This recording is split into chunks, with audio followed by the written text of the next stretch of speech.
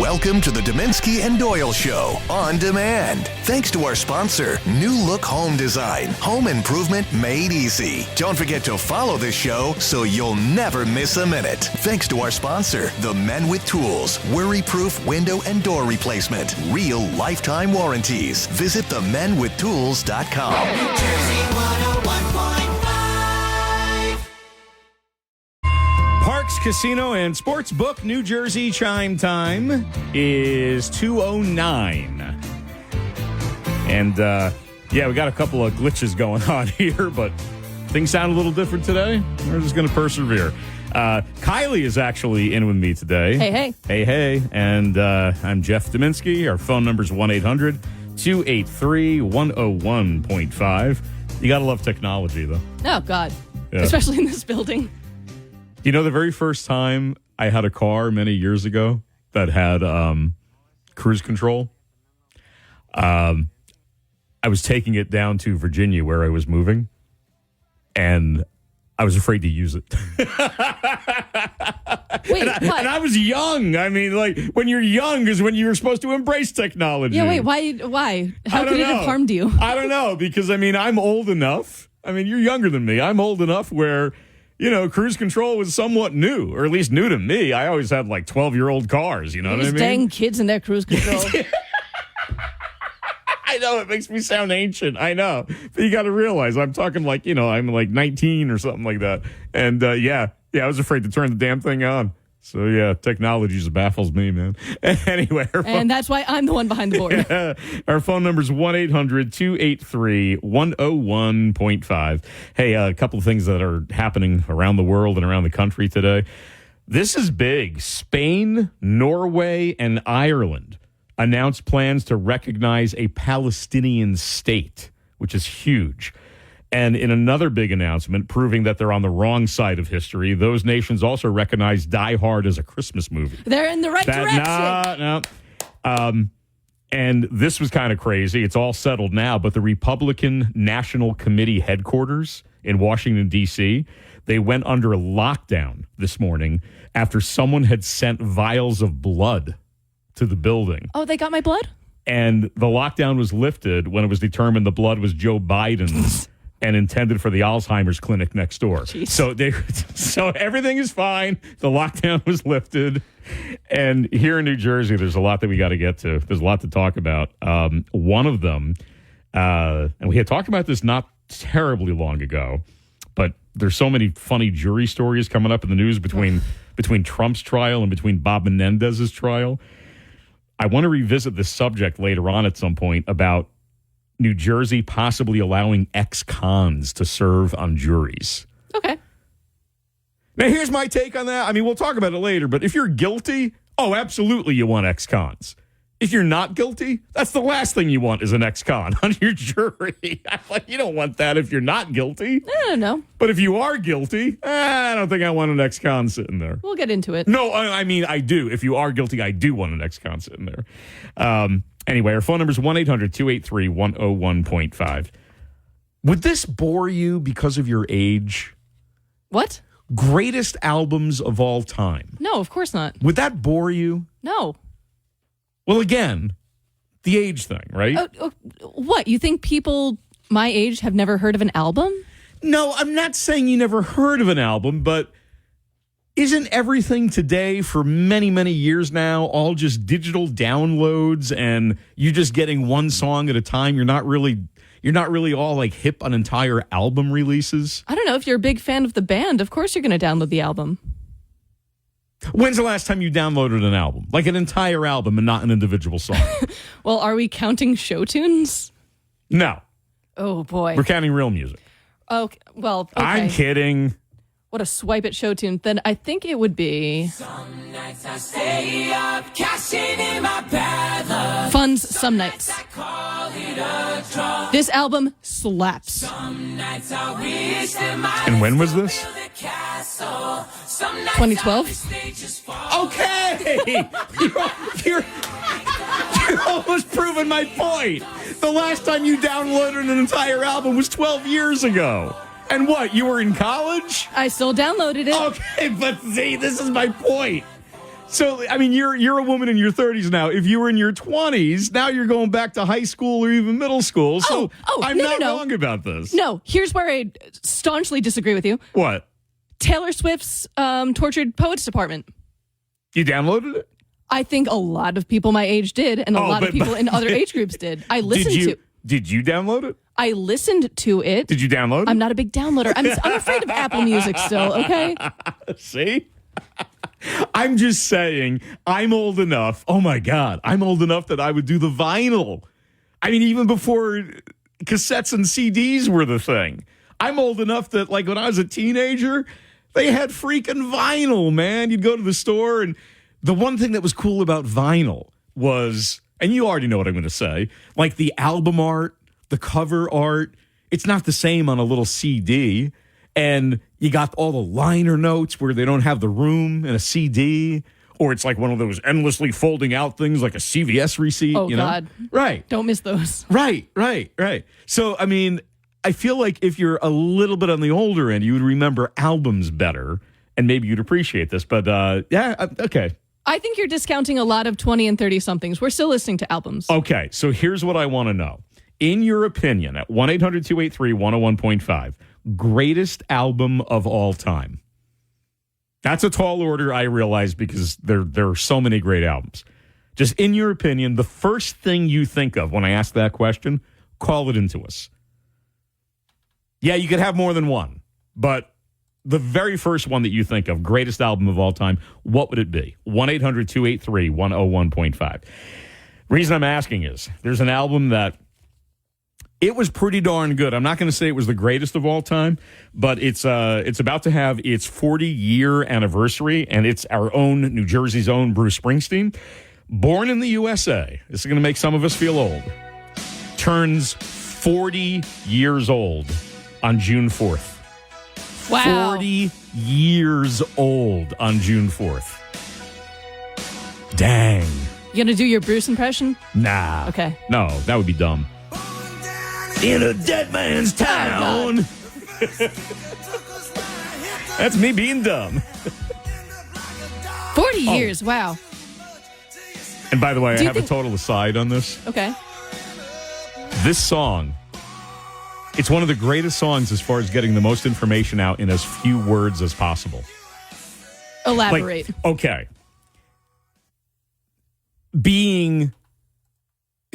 Using words in a minimum and getting the maximum effect. There's one part of the song, for example, it's about somebody going to Vietnam, in part, right? And he says, had a brother at Saigon killing off the Viet Cong. They're still there. He's all gone. Jesus. I mean, so few words, but it was basically like, yeah, he came home, his mind is scrambled. He came home, he had PTSD. All of that. I mean, it's a good song. I mean, it was solid writing. What other bangers are on that album? That's Born to Run, right? Yeah. No. Okay. Maybe I'm proving your point. Yeah, you got it. No. Born to Run and Born in the USA, two different albums. Born to Run was way back in 1975. Which one is Thunder Road on? That's Born to Run. Damn it. That was 75. No, this was like I wasn't there, Jeff. This was 30-something, Bruce, and it was 1984. And Born in the USA, oh my God, it had stuff like I'm Going Down. It had Dancing in the Dark, which is a song he kind of hated, but they wanted something dancey to put on there. It had the title track. It had My Hometown. I mean, it had hit after hit after hit. I mean, that thing was on the chart for probably easily over a year, maybe a year and a half, just because it kept cranking out all these singles. It was a good album. I'm not saying it was the best of all time, which is what we want to ask. But the reason I'm bringing this up is there's a book coming out. And it's called There Was Nothing You Could Do, Bruce Springsteen's Born in the USA. And it's a celebration of the 40 years anniversary. That album came out on June 4th, 1984. So we're just days away from it. And with that book coming out, I just started thinking what a good album that is. And what would you say to that question? Your opinion, the greatest album of all time. We might not know it. It's fine. That's just like your opinion, man. Yeah, man. You know, if you throw some Coltrane jazz at us, we might not know it, but that's fine. Somebody else will. I'll believe you. Yeah, exactly. But call it into us. In your opinion, greatest album of all time, what was it? 1-800-283-101.5. 218, here's Fast Traffic. New Jersey 101.5. All right, question for you. It doesn't have to be this one, but it's why we're bringing it up. The 40-year anniversary of the release of Born in the USA by Jersey's own Bruce Springsteen is just days away on June the 4th. What would you say, though, if not that, what do you think is the greatest album of all time? Any genre, recent, long ago, doesn't matter. Best album ever. 1-800-283-101.5. Carol in Middletown, you're on New Jersey 101.5. Hi, yes, I really loved Carole King's Tapestry album. Oh, which songs were on that one? Is that I Feel the Earth Move Under My Feet? Yes. Oh, A God. lot of songs. I can't name them right now, but every song I loved. And the point I'm saying is it wasn't my era, it was my sister's era. I was more into Led Zeppelin and all that, but I loved her album. Okay, did you ever see the Broadway show? No, and About I would her love life. to. Oh, God. Carol, you would love it. Wait, have you seen it? Yeah. Beautiful? You saw that? I did. You dirty, rotten holdout. I don't think you told us that, did you? Probably. Oh, I don't remember that. Okay, Carol, is it an album that you would listen to start to finish? Or you would like skip around? When I was younger, yes, but I don't have the album anymore. So now- but every time I hear her on the radio, it's my fave. Okay, when you hear those songs on the radio, I know you don't actually hear it, but in your mind, do you like hear the start of the next song as one song is ending? Just because you're so used to it? Yes. That always freaks me out. What do you mean? Yeah, I've never heard this phenomenon before. What are you talking about? No, okay, well, Carol's backing me up first. No, I know Carol is. That's why I want to know. This is not a party I was invited to. You're hearing in your mind? Like, let's say, I'm pretty sure on Green Day's American Idiot, Right. Are We the Waiting goes right into St. Jimmy. Right. So as I'm hearing the end of Are We the Waiting, I'm getting ready for the dun, dun, dun, dun. St. Jimmy's coming down across the alleyway. Okay. And when it doesn't happen, it's like a phantom, like, that was supposed to happen, but it didn't. Well, why wouldn't it happen? Because I'm listening on the radio, not on the album. Oh, I see what you're saying. I understand what you're saying now. Okay. Right. Hey, Carol, thanks for the call to New Jersey 101.5. I wasn't sure where you were going with that. Yeah, because you're not having that same flow of just being a teenager and sitting in your bedroom and having a track right through. Yeah. It's weird. It's different. Okay, I've got an even weirder question for you. And no, I'm not trying to derail anything. We want to know your opinion, greatest album of all time. If you start a song, right, you're playing it off, say, an old-fashioned CD or, even download, whatever. You start a song. If somebody says something over the first couple of notes and it's a song you love so much that it kind of annoyed you that somebody started talking over it, or if you just feel like you weren't even paying enough attention to it, even when you're sitting there alone. I wasn't focused enough. I wasn't paying enough attention to it. Will you go back and start it over? Absolutely. See, okay. All right. I've never once asked anybody this in my life, but I do that all the time. Even alone, there's no interruption. I just need to be focused on the very first note, or else I get annoyed at myself that I wasn't thinking about it. Like I started thinking about, I got to go to the grocery store. Damn it, I missed the first four notes. Or like the musical theater person in me. If I'm like, I didn't hit that note right, well enough, I'll go back 15 seconds and be like, all right, here's how to do it, Kylie. Okay, well, I will never hit a note in my life. Therefore, that's never my reason. But oh, really? Hold on. If you do hit a note, do you go back 15 seconds? You're like, I hit the note. I have to do it again. I don't think I've ever hit a right note Jeff, in my life. you did it. I don't think I've ever hit a note. I am as tone deaf as they come. All right, but we want to know, what is the greatest album of all time in your opinion? 1-800-283-101.5. Rolf in Red Bank, you're on New Jersey 101.5. Hello. I'd like to suggest Time Out by Dave Brubeck. And why it's significant is because when all the college kids, when everybody was listening to rock and roll and so forth, here comes this jazz combo, puts out an album. Next thing you know, he's filling college auditoriums, and he turns like everybody on He turns everybody what? Your We phone lost glitched. you. a mile. Oh, Ralph, we're losing your signal, man. No, Oh, yeah, no, I think we're left. Okay, yeah, we lost. no, Ralph, I'm sorry. Your phone is dying. I'm sorry about that. But thanks for the call to New Jersey 101.5. I mean, we got like 80% of it though. Brubeck. There you go. Good for him. Yeah.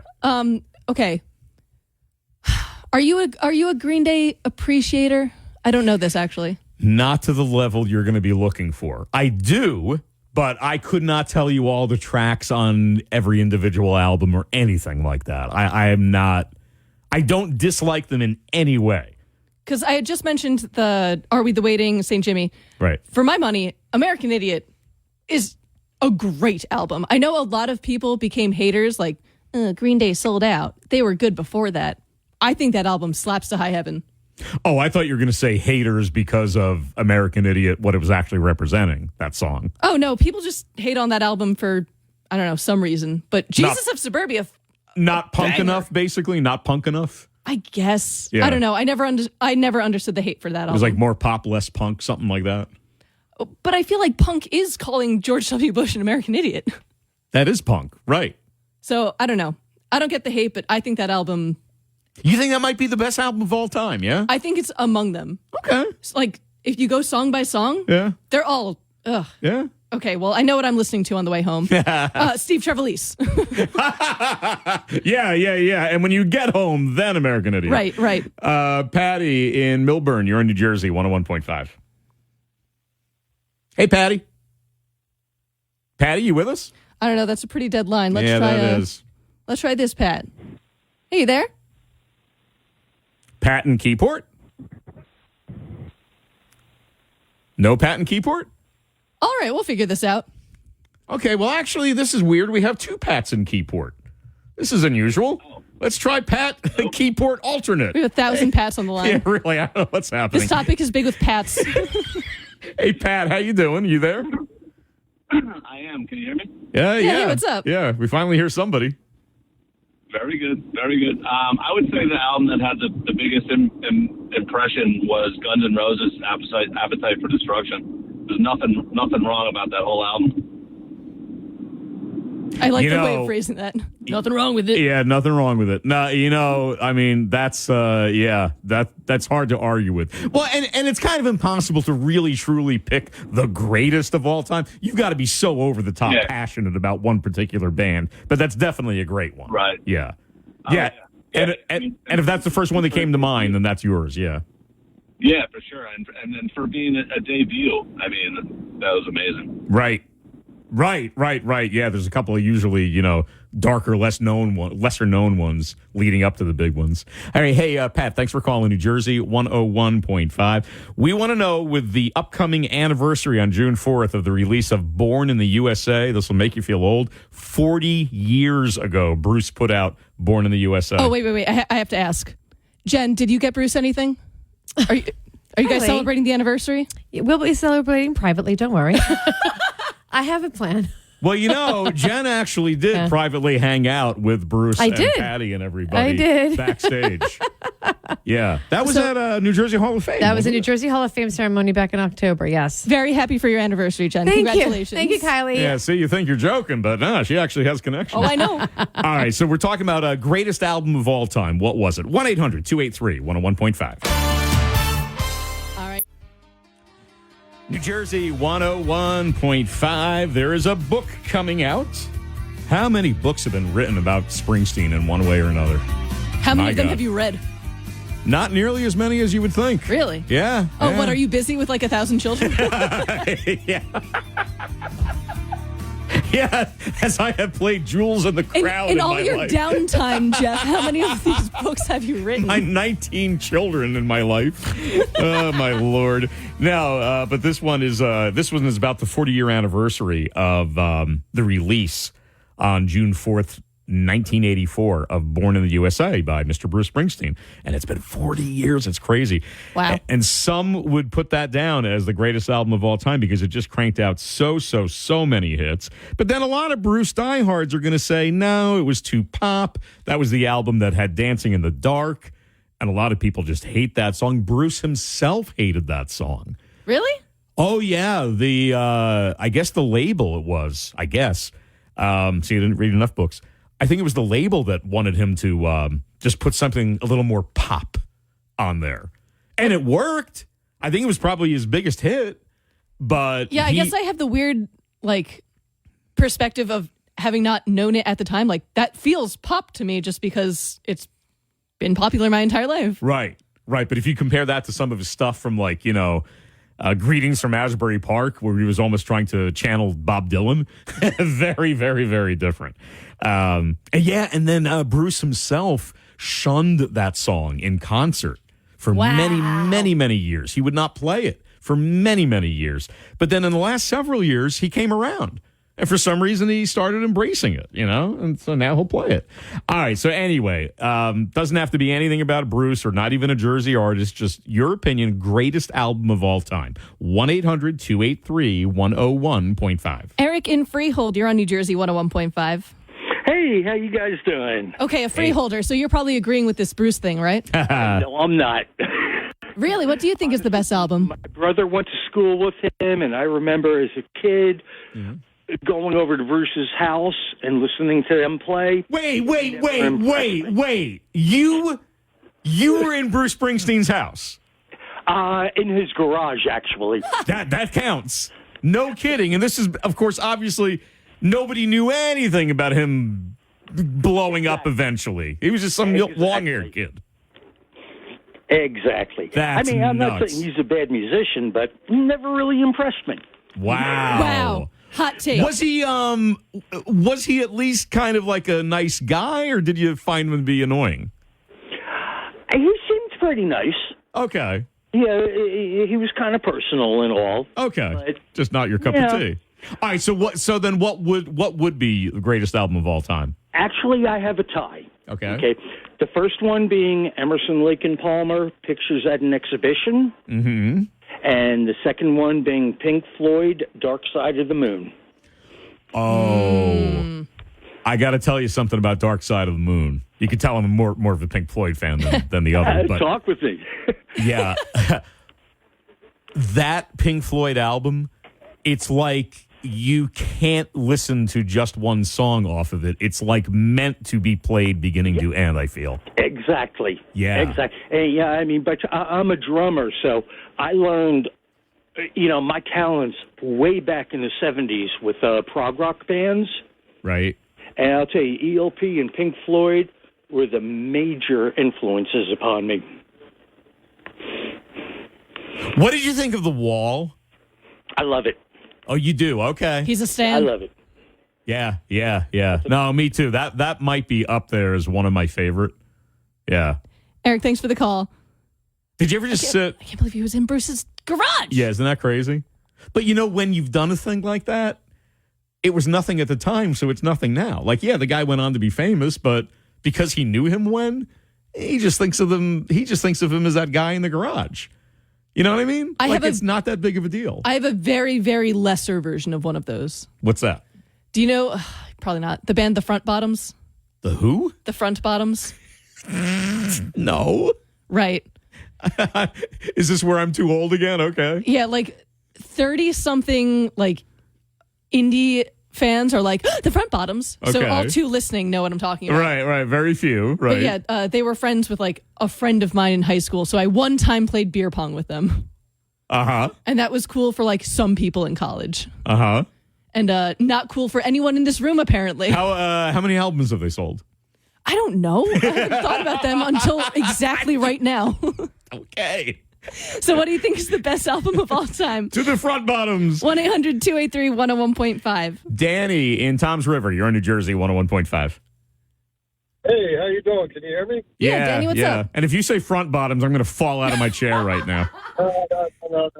Okay. I was in a printers union out of Hawthorne, New Jersey, working for Columbia Records. And we printed this proof of a picture of a blonde-haired kid in a motorcycle blasting out of the grave with fire all around. And I thought it was the neatest picture I ever saw. The background was in black and orange, and on this gravestone was a giant bat.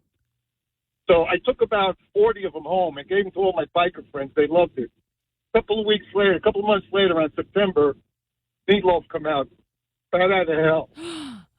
I was going to say, once you got to the bat once you part, said bat. I started thinking this sounds like that cover. This was the proof.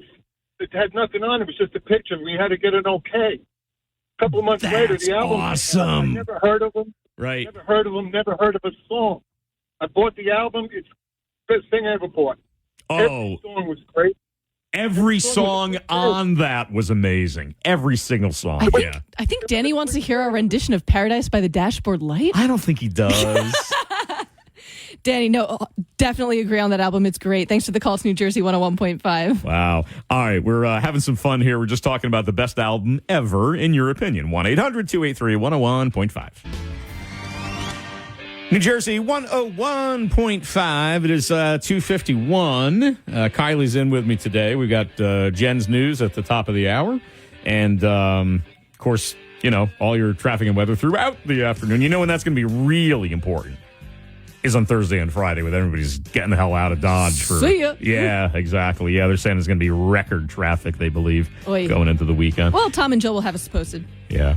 So we're talking about greatest album of all time. It's totally subjective. So yeah, you can throw the weirdest thing, but I mean, that's what's beautiful about it. It's just somebody's opinion. What do you think is the best album ever? Scott in White House, what do you think is the best album? Gotta be Who's Next by The Who. Okay, refresh my memory. It had which songs on it? Won't Get Fooled Again, The Song Is Over, Baba O'Reilly. Oh. Bingo. Not only is one song after another great, but the cover's one of the best covers ever. Do you still have your vinyl? Yes. Wow. Oh, wait, do you still have a record player to play it? Or is it just, Yes. keepsake? You do? No, I have about 500 albums, vinyls. Nice. And I go going back to the 60s. Nice. Oh, yeah. Once you mentioned Baba O'Reilly was on there, I was like, all right, that's it. Okay, guys. That may just be the best. Yes? Scott and Jeff, are you those people who, if someone says, like, oh, I love the song Teenage Wasteland, you're like, actually, it's Baba O'Reilly? Because I'm totally one of those people. Are you? A little bit. Well, sometimes.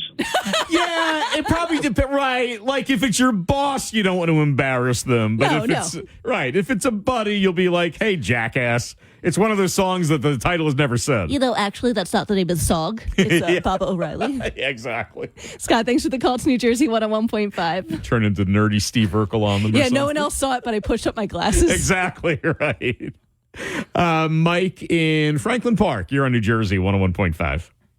Hey, how you guys doing? Hey, Mike. Hey. I think the Beatles, Sgt. Pepper's, Hey Jude, Let It Be, When I Get Older, 64, amazing. Eleanor Rigby, they had a 100-piece London Symphony Orchestra playing with them. Yeah. I don't ever remember an album. When that first came out, I was just like, oh, my God. Yeah, beginning to end. See, that's why this is such a hard question to ask people, because there are just so many good ones. But right, when you've got an album like that with a band that was that prolific in that short number of, well, it was about a decade.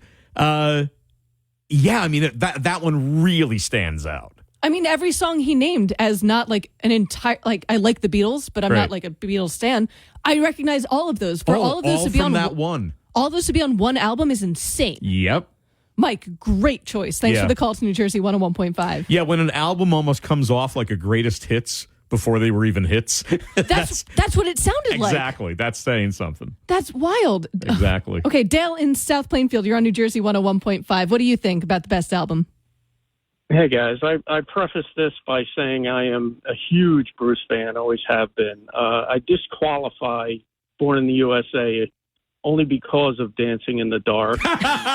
Oh, did you hear my whole spiel on that? How, very poppy. And also, Born in the USA was slated as an acoustic version on the Nebraska album.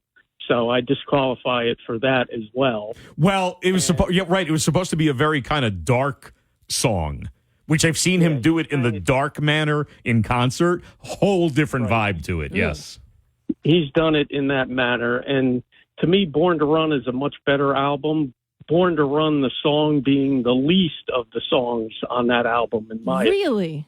That's how good it was. Well, I mean, how about Meeting Across the River? That is a great song that nobody ever talks about. Fantastic. Right. That being said, the best album front to back of all time for me is Pink Floyd, The Wall. You know what song I love on that?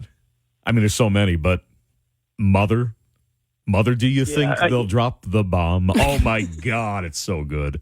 Really? Oh, yeah. No, Kylie, if you don't know it, you got to know the words and hear it. It's amazing. It's basically about how his mother screwed him up.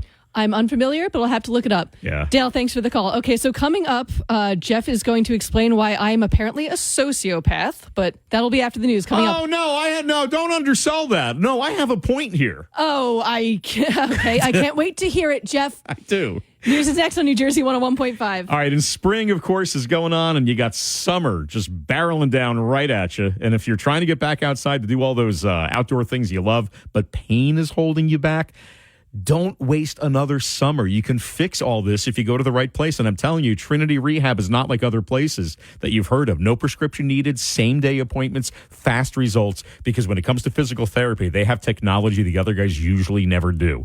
Whether you're recovering from surgery, looking for pain relief, simply want preventative care, their team of doctors provide the most comprehensive physical therapy available. Call Trinity at 800-518-0977 or go online, trinity-rehab.com. Ask about their EPAT therapy. That works so well. Most people that use it see big results in 3 short 5-minute sessions. And they've got dozens of locations across New Jersey and Pennsylvania. There's going to be one near you. More details at trinity-rehab.com. Bet Parks Casino and Sportsbook app, New Jersey. Chime time is 3:09. Kylie Moore here, hanging out with you and Jeff Deminski until 7 o'clock tonight. And this hour might get ugly. Let's just say. Oh, well, I have a theory about something, but go ahead. Kylie is a person, like many people, who really enjoys spicy foods and hot sauces. She's a fan of that TV show, Hot Ones. Oh, God. Where they interview a celebrity with increasingly higher and higher Scoville rating, burning hot, cut your tongue in half type sauces.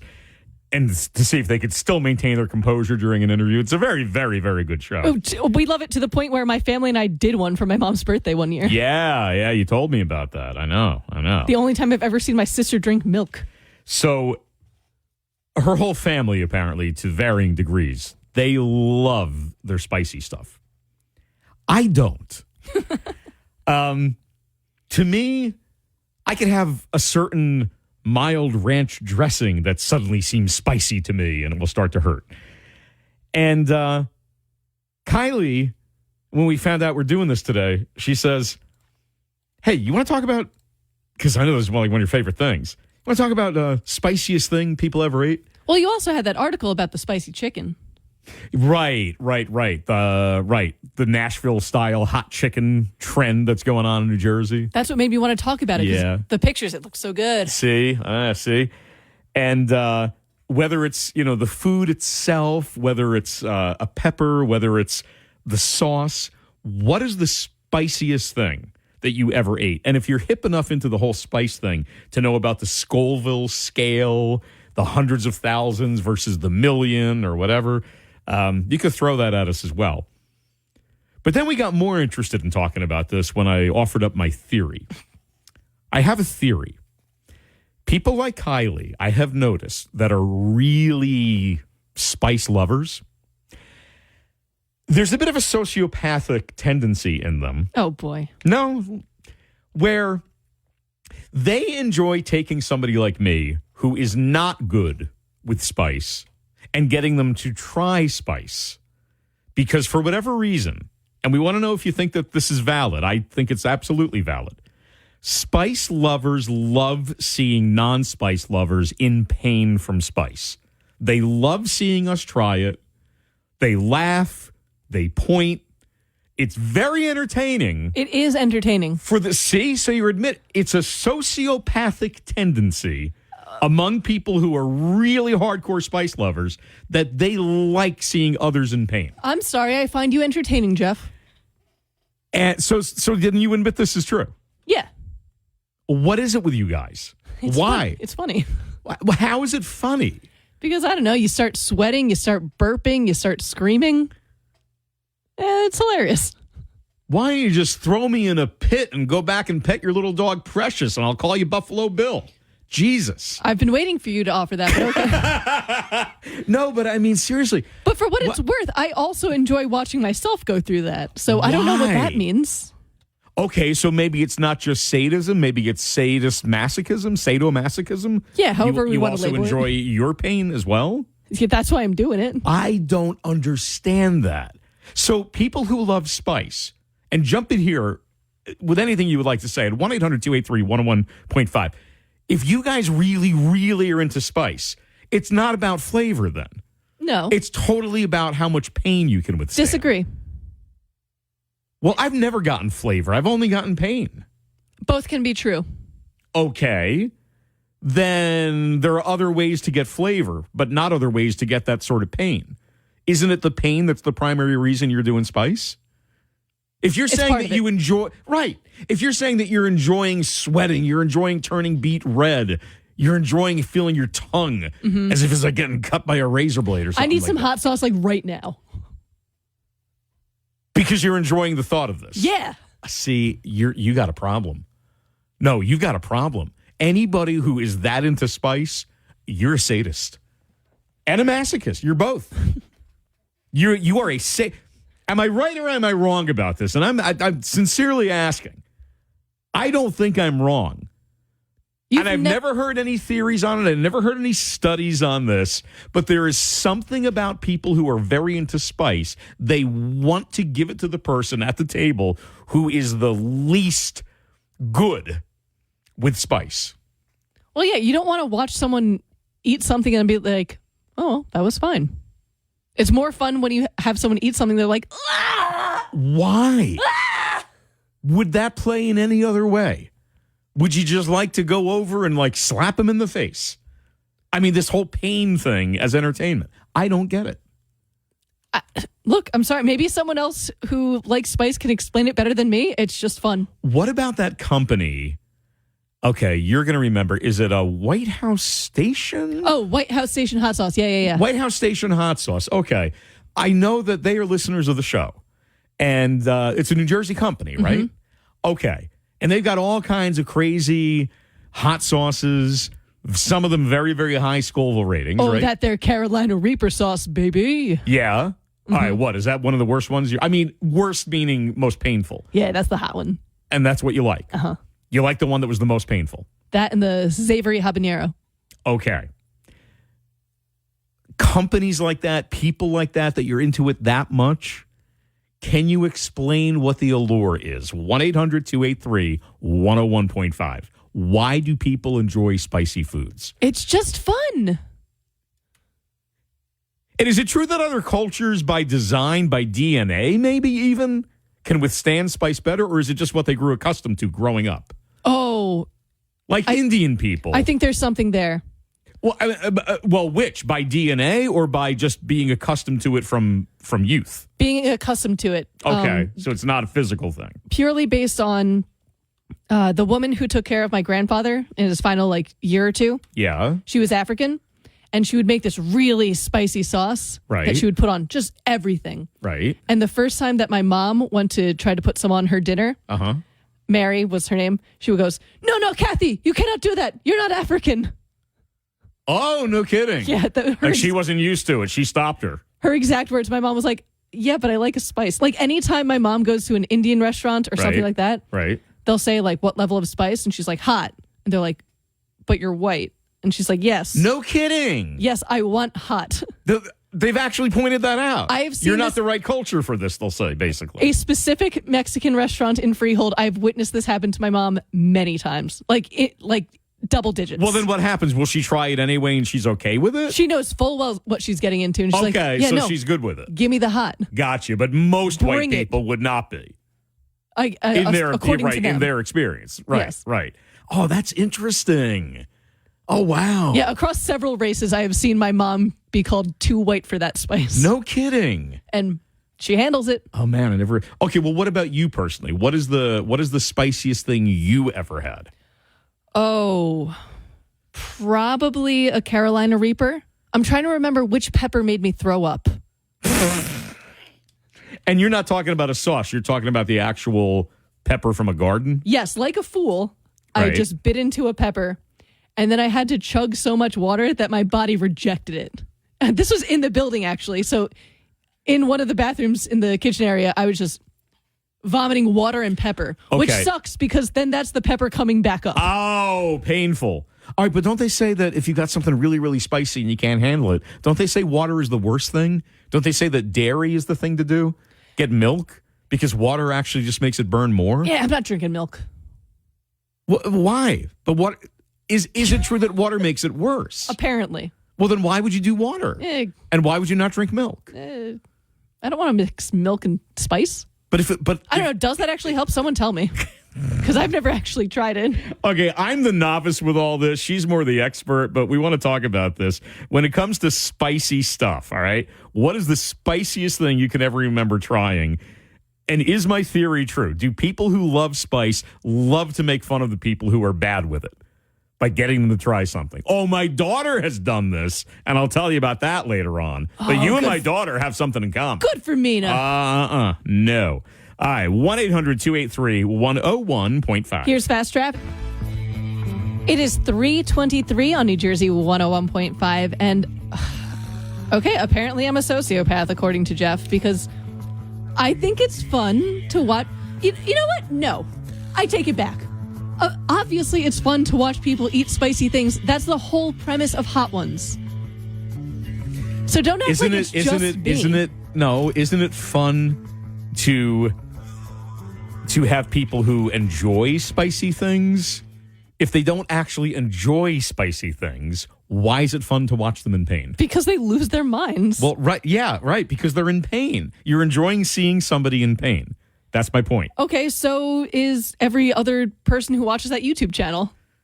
Obviously, there's a market. Did you kill frogs as a child? I can't answer that legally. All right, listen, we want to know. We're talking about spicy foods, hot sauces, any of these things. What is the spiciest thing you think you ever ate? At 1-800-283-101.5. And what is with you people who absolutely love spicy food that somehow you get off on seeing somebody else in pain from having it? 1-800-283-101.5. Lynn in Morristown, you're on New Jersey 101.5. Hi. Hey. That's cruel to beginners. I grow Carolina Reapers, the ghost peppers, et cetera, and I give them away because it's just impossible. I'm the. Well, wait. What do you mean you give them away because it's just impossible? What do you mean? They're so hot that it's really cruel to give them to beginners. But if you give them to people who with big egos and watch them in torture, that's not too bad. Well, you kind of want to do that to anybody with a big ego. Yes. No matter what it is.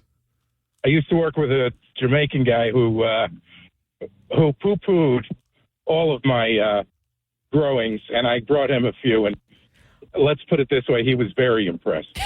Okay. Very impressed. Lynn, what we were talking about before with the water versus milk, when you have something spicy, do you ever drink milk? It's actually fat soluble, so you could actually use water or like olive oil or something fat, and it goes away slowly. Let's put it that way. I would take olive oil over milk. Stuff doesn't go away for a long time. Right. But this is interesting, though. So you're a guy who grows these things, and yet, so you enjoy spicy food, but you're not one of those sociopaths who enjoy seeing a novice like me in pain. More like a competitor, and I have to know my playing field. See, I like Lynn. The people. So this is a Kylie thing. Kylie's just a sociopath in general. Yeah, if she's watching people writhe in pain and being mean, that's kind of mean. But, like, for instance, my dentist, who thought he was Mr. Tough Guy, actually took one of my peppers and ate it. And he faced the consequences. Oh, boy. How bad? Yeah, pretty rough. How bad? Was he throwing up? Was he just screaming? Oh, no, just burning hot because he was experienced, but he thought he was more experienced than he was. See, man. Lynn, let me set the scene for you and anybody else listening. What I'm talking about is like for St. Patrick's Day. Sometimes Kylie and her family at her house, they have people over, and they were nice enough to invite me. Well, almost every year, she busts out some hot sauce at some point. It's right? fun. Right.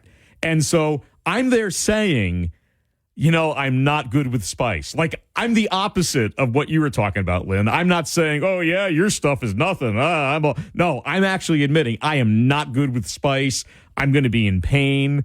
And Kylie's there. Oh, come on. Don't be a wimp.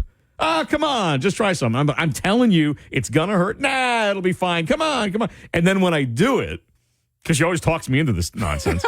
And now it feels like my tongue is cut in half. I feel like some serpent with a forked tongue. I'm bent over the sink. Right, I'm sweating profusely. And instead of saying, oh, I'm sorry, I shouldn't have. Instead, Kylie's like literally pointing and going, ha, ha, ha, ha. Okay, but in my defense. That is a sociopath. In my defense, I'm also sweating and burning up. Hey, you can be your own masochist, but don't be a sadist to me. No promises. Lynn, thanks for the call to New Jersey 101.5. You know what you're getting into when you come to St. Patrick's Day, okay? Yeah, I should. I mean, you're right. It is of my own volition. I could just say no. It's not like you're strapping me to a chair and forcing a Carolina Reaper in my mouth. Yeah, that was a test and you failed. Yeah, all right. Mel and Tom's River, you're on New Jersey 101.5. Hey, guys. How's it going? Hey, what's up? Listen, I understand you guys wanting the spices and the hotter, the better. Your ass hurts, whatever. But you have to take into consideration the people that can't handle it. Like Jeff. Well, that's what I'm saying, right? Yes.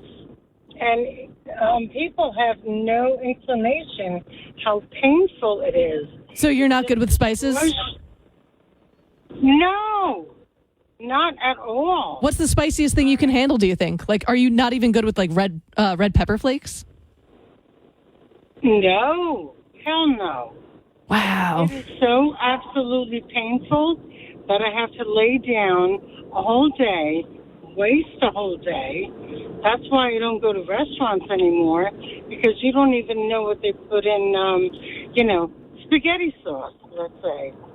Oh, yeah. You know what's true? If you go somewhere and they give you that spice scale, it'll be like 0 to 10, right? And they'll have little descriptions for what 0 is, what 4 is. You don't really know if their 0 to 10 is what a different restaurant's 0 to 10 is going to be. So you're right, Mel. Mm-hmm. You're kind of going in blind. You're kind of like taking your chances with anything with a spice if you're not good with it. Stick to milk. Yeah. Stick to milk. Yeah. Mel, thanks for the call to New Jersey 101.5. Okay, and what was this thing that Bruce Springsteen had? A peptic ulcer? I think it was a peptic ulcer. Right? I'll believe you if you say it was why he had to cancel a bunch of shows and bring the tour back. We're getting a yes from Jen. Right. Peptic ulcer. Yeah, she's the Bruce our Bruce expert. Correspondent, Jen Arcillo. Exactly. So are you going to sit there if you got to go backstage with Bruce Springsteen? Are you going to offer him spice just to watch and laugh at him? No. You're not going to do that. That's a different ball game entirely. Why? Because it's more fun to watch you in pain. I don't want Bruce to be in pain. There you go. All right, we're talking about spicy food. What is the spiciest thing you think you ever had? And what is this deal with spice lovers loving to see non-spice lovers suffer? 1-800-283-101.5. Now the latest New Jersey news from New Jersey 101.5. Oh, wow. All right. What? You think I'm so crazy? Yes. Everybody always follow up. I talk about sociopaths enjoying the pain of spice and seeing somebody else in pain, right? Mm-hmm. Yeah. I talk about sadomasochism, right? All right, you think I'm such a nut, right? Yes. Listen to this. According to Dr. Paul Rosen, a clinical psychology professor at the University of Pennsylvania, the process of learning to enjoy spicy foods is called benign masochism. Uh-huh. Benign. Focus on masochism. This is because that helped my case. This is because people who like the burning sensation of hot foods form stronger associations between pain and pleasure. And you're so sick, you're getting pleasure out of somebody else's pain. Right. Like, I don't care if you're a masochist and you want to drive a nail through your tongue, but why do you want to see me in pain? That's what I never got about spice lovers. Oh, because it's funny? You're just proving my point. All you're doing is proving my point. Seriously. It's weird. It's disturbing how much you enjoy seeing people hurt. Man. You know what? What? I just like hot sauce. Uh-huh. And I don't. But you can't let that be. I shan't apologize for liking hot sauce. Bob in Tom's River, what's the spiciest thing you ever ate? Oh, spiciest thing I ate was ghost peppers. I eat them every morning. Every morning? Every morning? Every morning I have one. I just moved here from Arizona, and I used to go to Trader Joe's, and they sell them at $5 for a little plastic container. Yeah. And I chop them up. I put about 1.5 ounces chopped up in saran wrap, do 30, 35 packages, put them in my freezer. Every morning I get up, I make myself an omelet with cheese and ground beef or bacon or whatever. And I put in a ghost pepper. And I enjoy it. I'm 82 years old. I've been doing it for a long time. Oh, wow. I never would have guessed. That's got to be better than coffee to wake you up. It's keeping you young. Bob, is the ghost pepper, correct me if I'm wrong, ghost pepper is hotter than a Carolina Reaper or not as hot as Carolina? I'm sorry. I used to do ghost peppers, but then I found out that the Carolina peppers were hotter, so I got them. And so he's done both. So you weren't going hard enough. Right. So he went harder. But sometimes it's very hard to get them. People don't buy them. So I go to Trader Joe's and they have 20 of these containers, and half the peppers in the container are rotten. So you buy them, you only get actually a half a container, or you got to. So it's either ghost peppers, but the Reapers are the best. Did you? I have two questions. Did you ever get immune to it? Not totally immune, but I mean, is it easier now than it was when you first started doing the Carolina Reapers? Well, you know what? About 50 years ago, I went to work, and the guy had a pepper. I don't know if it was a cherry pepper or a jalapeno, and he says, "Hey, if you eat this pepper, I'll give you $5." I ate the pepper, and it hurt my butt. It hurt everything, but I got $5, and right. I kind of liked it, So then, through the years, I went from jalapenos, cherry peppers. Out, you can't get hot cherry peppers in Arizona. Okay, now exactly. Now, and I have, like I said, I have no effects. It don't hurt my butt. Bob, you're my hero. You are my hero. Okay, here's the other thing, though. You are very into this all these years, but do you enjoy trying to get somebody who is not a spice lover to bite into one of these just to see their... Not at all. Because it's because you're not a sociopath like Kylie. Because you're normal. Don't worry, I'll leave it. Bob can leave it to me. Because the people can't handle it. You go on YouTube and you can watch videos of people eating the ghost pepper, and it takes them. They almost pass out. Yeah, right. Oh no, see that's high entertainment for Kylie. Forget YouTube. She just wants to see somebody on the floor in her kitchen. I just like having a good time. Hey, Bob, thanks for the call to New Jersey 101.5. Man. I learned a lot about Bob's butt in that phone call. Let's talk to Kyle. We don't want to know about your butt. How many times did he say butt? I think 3 separate butt references. Hey, Kyle, how you doing? Well, if you guys don't want to know about my butt, I'm No. I do not want to overstay my welcome here on 101.5, but I had to call in for this one. Kylie knows. Mm-hmm. I grow all these peppers. I grow the Reapers, the Scorpions, all that stuff, the Ghosts, all that. And I ferment them to get the flavor of the pepper. But I think half of the hot pepper and spicy world is mental, and half of it is obviously your body reacting, thinking that you're dying. Right.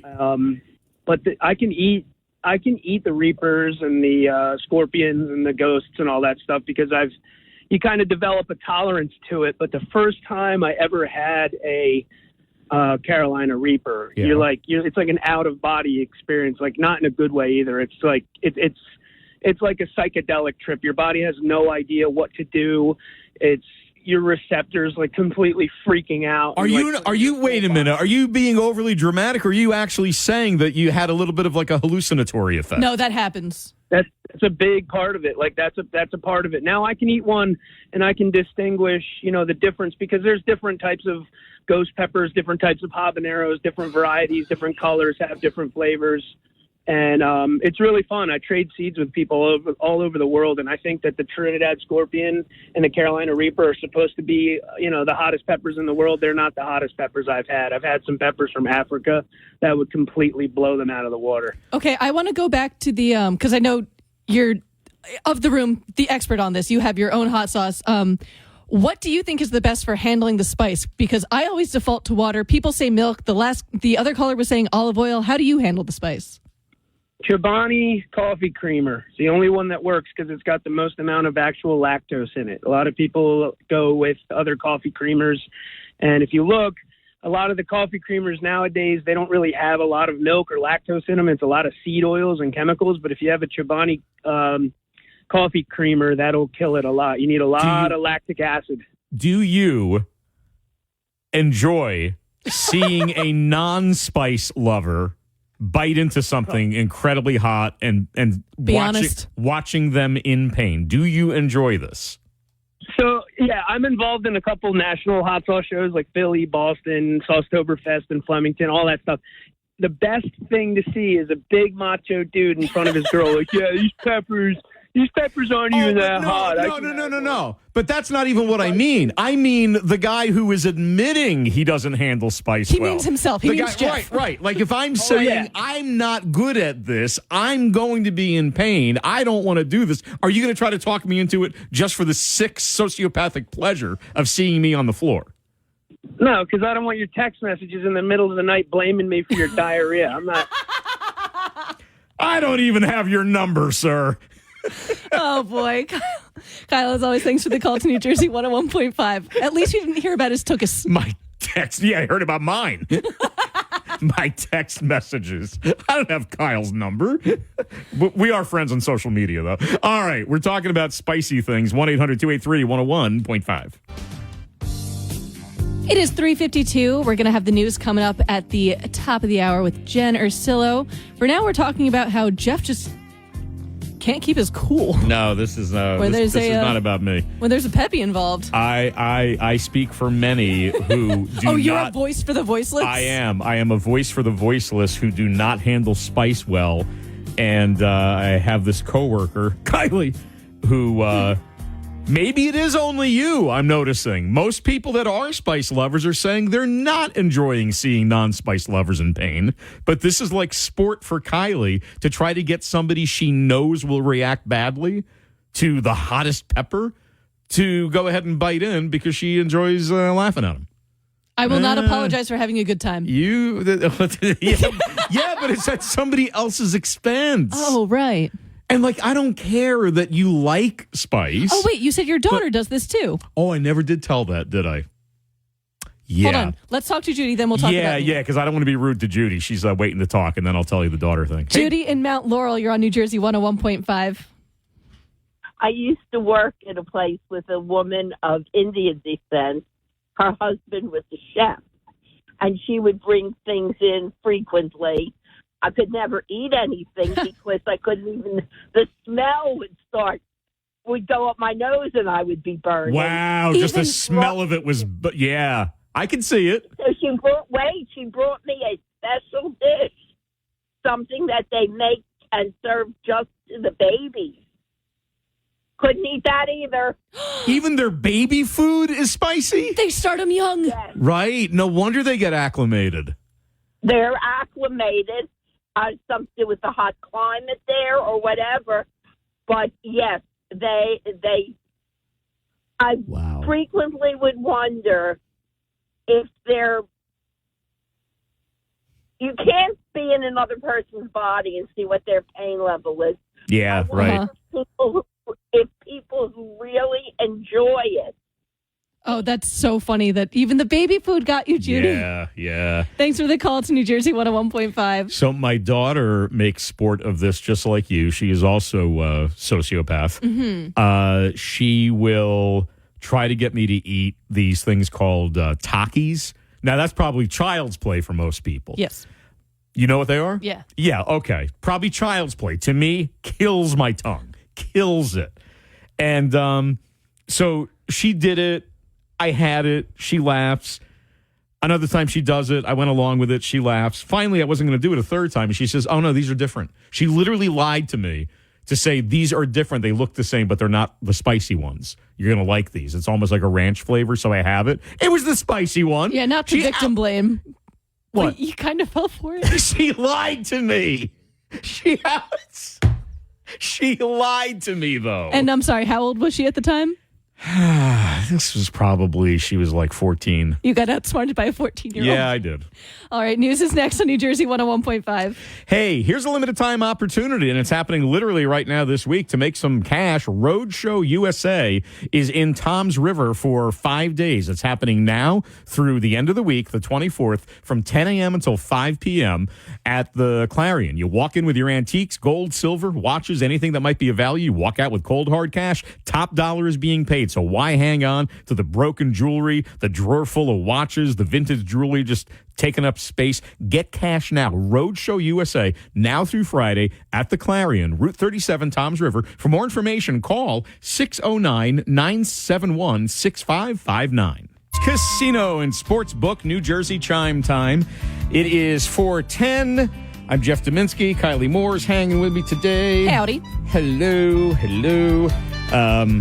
Yeah, there was some funny stories about jury duty surrounding, we'll talk about this later on, surrounding the Bob Menendez trial. I mean, if you thought being a juror was going to be a pain to begin with, wait till you hear this story. We'll have that for you later. Oh, yeah, that's going to make me show. want to do jury duty. It was like multiple things. Right. This story will single-handedly make sure that nobody ever returns a juror questionnaire ever. There's a silly thing that happened. We brought this up before about how people will sometimes, for fun, for whimsy, they'll name a car. Absolutely. And you yourself have named the cars. Mm-hmm. And your family members have named cars. Yeah. Okay. Well, my son's girlfriend came over because he's home from college after the freshman year, you know? Aww. So they're seeing each other. They're going to both be around for the summer. And she got a new car. Now, what was weird was her old car, she had named Pearl. Did I ever tell you this story? Okay, why would you think she would name it Pearl? Color? What color would you think it was? Off-white. Yeah, you would think, right? Nah, red. What? Red. And she named it Pearl. And that was my reaction when I found that out. This is her old car. And I said, why Pearl? I was expecting it to be white or maybe grayish white or something. And you know what her answer was? It just looks like a pearl. You mean It like just has that vibe? I said, do you mean a pearl or like someone named Pearl? Oh, like someone's named Pearl. Like, okay. Well, so she has a new car. And it's sleek. And it's black. And it looks cool. It's almost like, I want to say it might have been, it was kind of parked down the road. I want to say it might be kind of like a mini SUV, like a very mini SUV. And so I'm kind of shouting to her up the road because it was like she was like parked several houses down. I was like, hey, that's your new car. It was the first I saw. I said, I like it. She says, thanks. I said, did you name that one too? And she says, yeah. I said, what'd you name it? Now, what would you name a black car? Batman. Or something like that, right? Yeah. Or Midnight. Panther. Right. Yeah. You know she named it? Hold on. Cherry. No. Marshall. For why? No idea. Same thing with the Pearl. I said, why? She shouts down, it's just Marshall. What is wrong with you people? There's no reason your car looks like a Marshall. Yeah, Marshall's throwing me for a loop. I know. Well, so did Pearl. Yeah. So she's the type of person that names her vehicles. But you know what? It turns out in many, many polls, some say the majority. Other polls will say near a majority. It'll be like 48%. But it's a lot of people will name their vehicles. I want to ask. We're a big car state. We're a big commuter state. Have you ever named the car? What did you name the car and why? 1-800-283-101.5. Admiral Spaceship. Excuse me? That was my old car. Admiral Spaceship. Mm-hmm. Because... Well, that was the name of Andy Samberg's character in the SNL digital shorts Laser Cats. Oh, my God. From the mid to late 2000s. Uh-huh. And I used to have a Toyota Highlander, so it was really big. You could fit a lot of stuff in there. It was like a spaceship. Uh-huh. Admiral Spaceship. Admiral Spaceship. Mm-hmm. Okay. No other reason, really. Because it was big and he was named that in it. Okay. Big, and I like the SNL digital shorts. Okay. Good as reason of any, I guess. I mean. Now, my current car, the Governor. And you have to say it with an accent like that? Yes. Governor. Governor. You just... Why? Just wait, looks hold on. like a Say governor? it again. Say it again. Governor. No. Governor. Governor. No. What am I doing You're wrong? You're saying governor. It's governor. Oh. Governor. There you go. Governor. Now you can properly address my car. Governor. This is so stupid. No, there isn't a gas leak in the station. This is just the kind of conversation we have. Here's a look inside. Governor. Hello, Governor. Hello, Governor. Does it really look like a governor? I mean, absolutely. What do you mean? What? I don't know. It's just this it doesn't look like anything. Oh, have you not seen, not to give too much away, my license plate? Well, I wasn't going to include that part, but yeah, I understand there's a letter that might be reminiscent of, We've put pictures of my car up on the station's website. It's fine. Yeah. The license plate has GUV. Uh-huh. Gov. The governor. Huh. Why? What would you name it if it was LUV? Hold on. That's a great question. So same car. Right. Toyota Camry, gray, but LUV. Oh, just give it all away. We put pictures up on the website. You put pictures of my car up on the website. So. Oh, by the way, this risk reminds me. Did you know that you got another letter from a prisoner? When? Oh, I meant to give it to you on air. I was going to tease you about it, and then I forgot. It's in my work bag. Wait, today? Yeah, it was sitting back in the prep room. Yeah. So go ahead. Oh, As hey, you John. no, it's not him. It's a new prisoner. We'll find out. Why do you sometimes give fake names? He goes under many names. Oh, my God. You are sick. You and your prisoners are sick. Back to the point. Anyway, yes. Carry on. Gray Governor. Toyota Camry, but LUV. I would name it Lovely something. Lovely Rita. Okay. Whatever. Isn't that a Beatles song? Is it? Yeah. I don't know. Lovely Rita. Is it? Oh, Lovely Rita, Meter Maid. Meter Maid. Yeah. I think there's a line in there at least of that. Not the title. So there you go. All right. Now, see, I think it's a fun thing to name a car. I don't name cars, though. I've never done it except for once, and it was almost like as a joke because my buddy was nagging me about naming a car. It was like our very, very, very, very first cars. And so I never really partook in any of this. I didn't do it, but most people apparently do, according to certain surveys. So we want to know, have you ever named a car? 1-800-283-101.5. Brian in Vernon, you're on New Jersey 101.5. It's not weird to name a car, right? Hi. I did name my car. Thank you. My wife and I have named all of our cars, and my previous car had been a hybrid, which got excellent fuel economy, but I had to get another car, which was a gas-powered car, and I named it Fillmore because I had to fill it more often. Ha! Fillmore, you film. Okay. I like this. Better than Governor. And you know what? And Fillmore, it sounds kind of regal. It sounds like a certain theater, you know? Oh, he's doing a performance at the Fillmore. I like this. Very good. Any other notable names, Brian? You said you named all of them. Yeah. Yeah, well, my wife's current car is named Pearl because it's white, off-white car. Thank you. Another right. Pearl. Yeah. About that. At least it's white this time, right? Oh, that's Yeah, funny. I'm so glad to know we're not alone. I once had a pickup truck that I named Sherman because to me it felt like a tank. Nice. Good a reason as any. Nice. I like this. Brian, thanks for the call. We appreciate it. See, no, those are well thought out names. I like that. All right, we're talking about the many, many of you that will occasionally name a car. If you ever did that, even just once back in the day, whatever, or give us the whole fleet if you've always done it. What have you named your vehicles and why? 1-800-283-101.5. 419, here's Fast Traffic. New Jersey, 101.5. All right, just for fun, have you ever done this? I see these polls all the time that many, if not actually the majority of people, end up naming their cars for fun, right? Have you done it? Now, I haven't, but I'm not going to judge anybody. I think it's like a fun thing. Here's the only person I'm going to judge. You know who I'm going to judge? What? Me? No. The person who names their car something like Bertha. Why? Because then you're just not trying.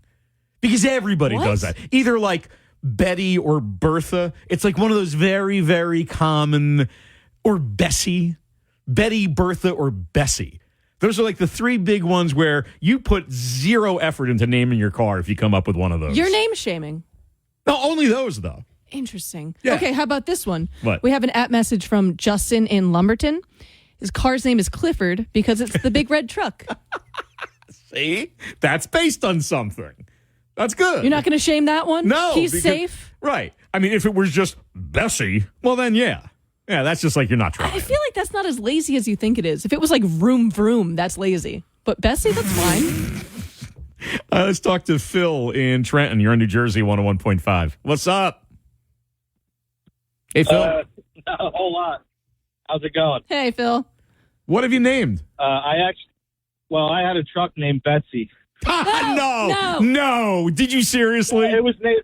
It was named before I bought it. My friend convinced me that it's bad luck to change the name of something. Oh, okay. Okay. Well, then I'm not going to shame you for it. Wasn't He's your a little fault. shaming you. Nah. But the other one kind of comes to the backstory. I bought a car in Texas, I bought a motorcycle in Texas. I was going to fly out there and then ride it back. Mm-hmm. But then the lockdown happened. So I had to have it shipped to me. Yeah. And then when it got here, I mean, the bike was just a mess. You could tell it was in a fire at one time. Only one of the speakers out of the four worked. It was a touring bike, and it was just a mess. So around that time, I think the show was called The Tire King or the Tiger King. Yes. Right. So we named it Carol Baskin. We always said that B, Carol Baskin, and that was us because we were always working on the bike instead of riding it. That's funny. There's no truer sign of something that happened peak lockdown than Right. something referencing the Tiger King. Right? Seriously. Yeah. Right? So I was right. That was the name of the show, right? Yes. Tiger King? Yeah. Tiger King. Yep. Oh yeah. I too fell prey to the Tiger King. The Tiger King's draw. Fell prey. Nice. Oh yeah, Tiger. Yeah. Phil, thanks for the call to New Jersey 101.5. All our best to Carol. And that was during lockdown? Oh yeah, that was Definitely. That was like April 2020 or something like that. Oh my God. I wonder if that show would not have been the hit it was if it weren't for the lockdown. No, we all had just nothing else to do. We were making sourdough bread. Oh, you know what? They say that, but I never did. We were doing puzzles Right. and we were watching Tiger King. And Tiger King. Yep. Yeah, I don't know. Let's watch this freak. Hashtag Fine. never forget. Yep. But anyway, have you ever named a vehicle? 1-800-283-101.5. Michael and Matawan. How you doing? Pretty good. How are you guys? What are you doing? Good. All right. So I only named my first car, and it was a 97 Toyota Avalon. Before I bought it, it sat for 10 years. Oh, my God. Yeah. But the good thing is I only paid $150 for it. I can see that. The flip side was it cost so much, and it gave me so much trouble. Yeah. To repair it and everything that I ended up calling it Old Shirley after the landlord. because she was this old grumpy lady, and everything that we did was always a problem. So my car always reminded me of her. That is good. Oh, I hope old Shirley is listening right now. Right? Yeah, she was a pain. Also cost me a lot of money. I like this. I think I knew that, Michael. Yeah, really. Really. Mike, thanks for the call to New Jersey 101.5. Angela in Belmar, you're in New Jersey 101.5. Hi, Kylie and Jeff. How you doing? We're good, Angela. What have you named? So I drive a Honda, and in honor of Henry Fonda, his name is Henry. Oh, like Henry Honda. I guess as good a reason as any. Yeah. Yeah, take that, governor. Is that the only car you've named? No, I had a Mitsubishi Montero, and I named it Mr. Moto. I'm into that. Something about the Mr. It's very formal. Yeah. I like the respect that you show it. It's fun. It's a fun thing to do. Okay. Hey, listen, thank you so much for calling in. And Kylie, think about this. Jen's going to do news. We're going to get caught up with traffic and weather. And then we're going to take more of you guys, your guys' calls. But you know my car. Oh. That Ford Explorer. Mm-hmm. It's got over 200,000 miles on it. Parts of it are missing. It's messy, right? Picture my car, and in these couple of minutes, think of what you would name that car. And don't insult me, but think of what you would name that car. That was my first question. How mean am I allowed to be? All right, name it whatever you want, but I'm curious what you would name it, since I don't name cars. All right, I have some thinking to do. That is your task. 1-800-283-101.5.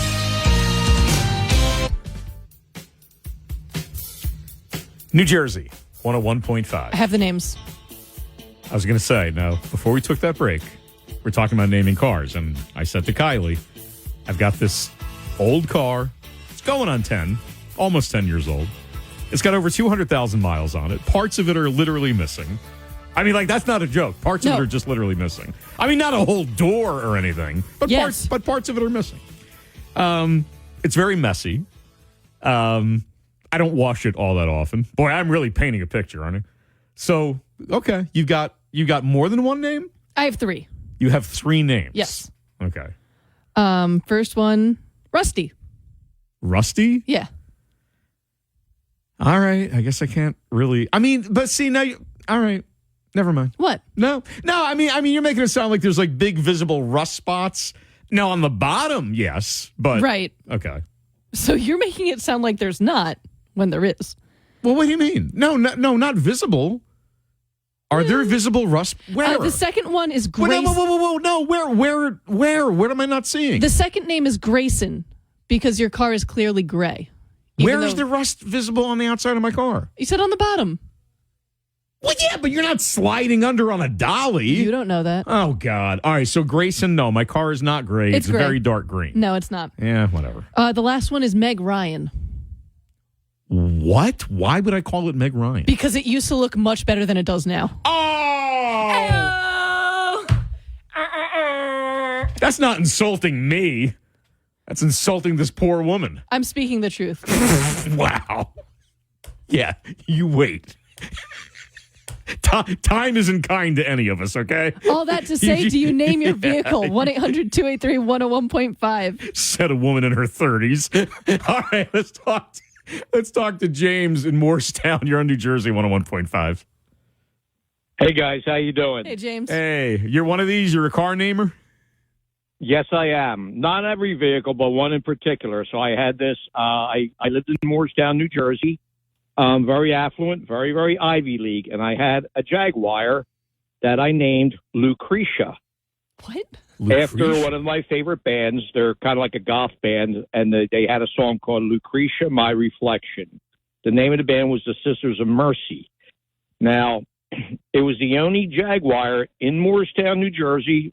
It's very much like Princeton. I'm not sure if you're familiar with the town. It's next to Cherry Hill. Uh-huh. Anyway, very Ivy League, very affluent. So I had the 9 Inch Nails bumper sticker on it. And it's funny because you mentioned pearl, and it was a pearl white color. So I had the 9 Inch Nails bumper sticker, the Jack Skellington magnet. Oh, no kidding. On the trunk. And then the Corpse Bride sticker, this was in '08, so that's when all that stuff was out. Right. You know? Right. And it would be funny because I drove it and I had this long, like the guy Keanu Reeves, like from The Matrix. I have that coat. I still have it. I still wear it today when I go out to events. Oh, and you would like get out of this car Okay. wearing that, looking totally badass. James, are you a speeder or an aggressive driver? This sounds like a very intimidating car. Well, I do have a heavy foot, but I don't drive like aggressively. I'm not like a road rage guy. Okay. Right. Road rage last week. Right. But it would be funny because I'm also a remodeling contractor. So I would be working for these people in their homes, like these like $1 million homes, all these local contractors, and then like I go to work in their homes, and then after work I'd have this kind of like appearance in town and this car, and then they'd also see me with my girlfriend all duded up in like a nice suit with a nice tie at like Moorestown Theater Company fundraiser, or like some black tie event like at a country club to like raise money for like whatever, like Riverton Yacht Club. And they couldn't figure you Riverton out. Country Club. Man. Right. They were like, we know this guy, but we can't place him. Right. If I And then saw they- Lucretia in a parking lot, I would be so intimidated by, like, I don't know who the driver is, but I know not to mess with him. Well, and the bumper stickers, like, you know, a lot of these the Ivy Leaguers that you're working on the homes, like they would have no idea who Trent Reznor was, right? James, I love the picture that you painted. Thanks for the call. That's great. That's great. Lucretia, that's so intimidating. Yeah. Oh, yeah. Yeah. Welcome to the dark side. Sheila in Laurel Springs, you're on New Jersey 101.5. Have you named a vehicle? Hey, guys. Yes, I have. I've named many vehicles. I've had Lucy, the Blue Rocket. She was my electric blue sports car.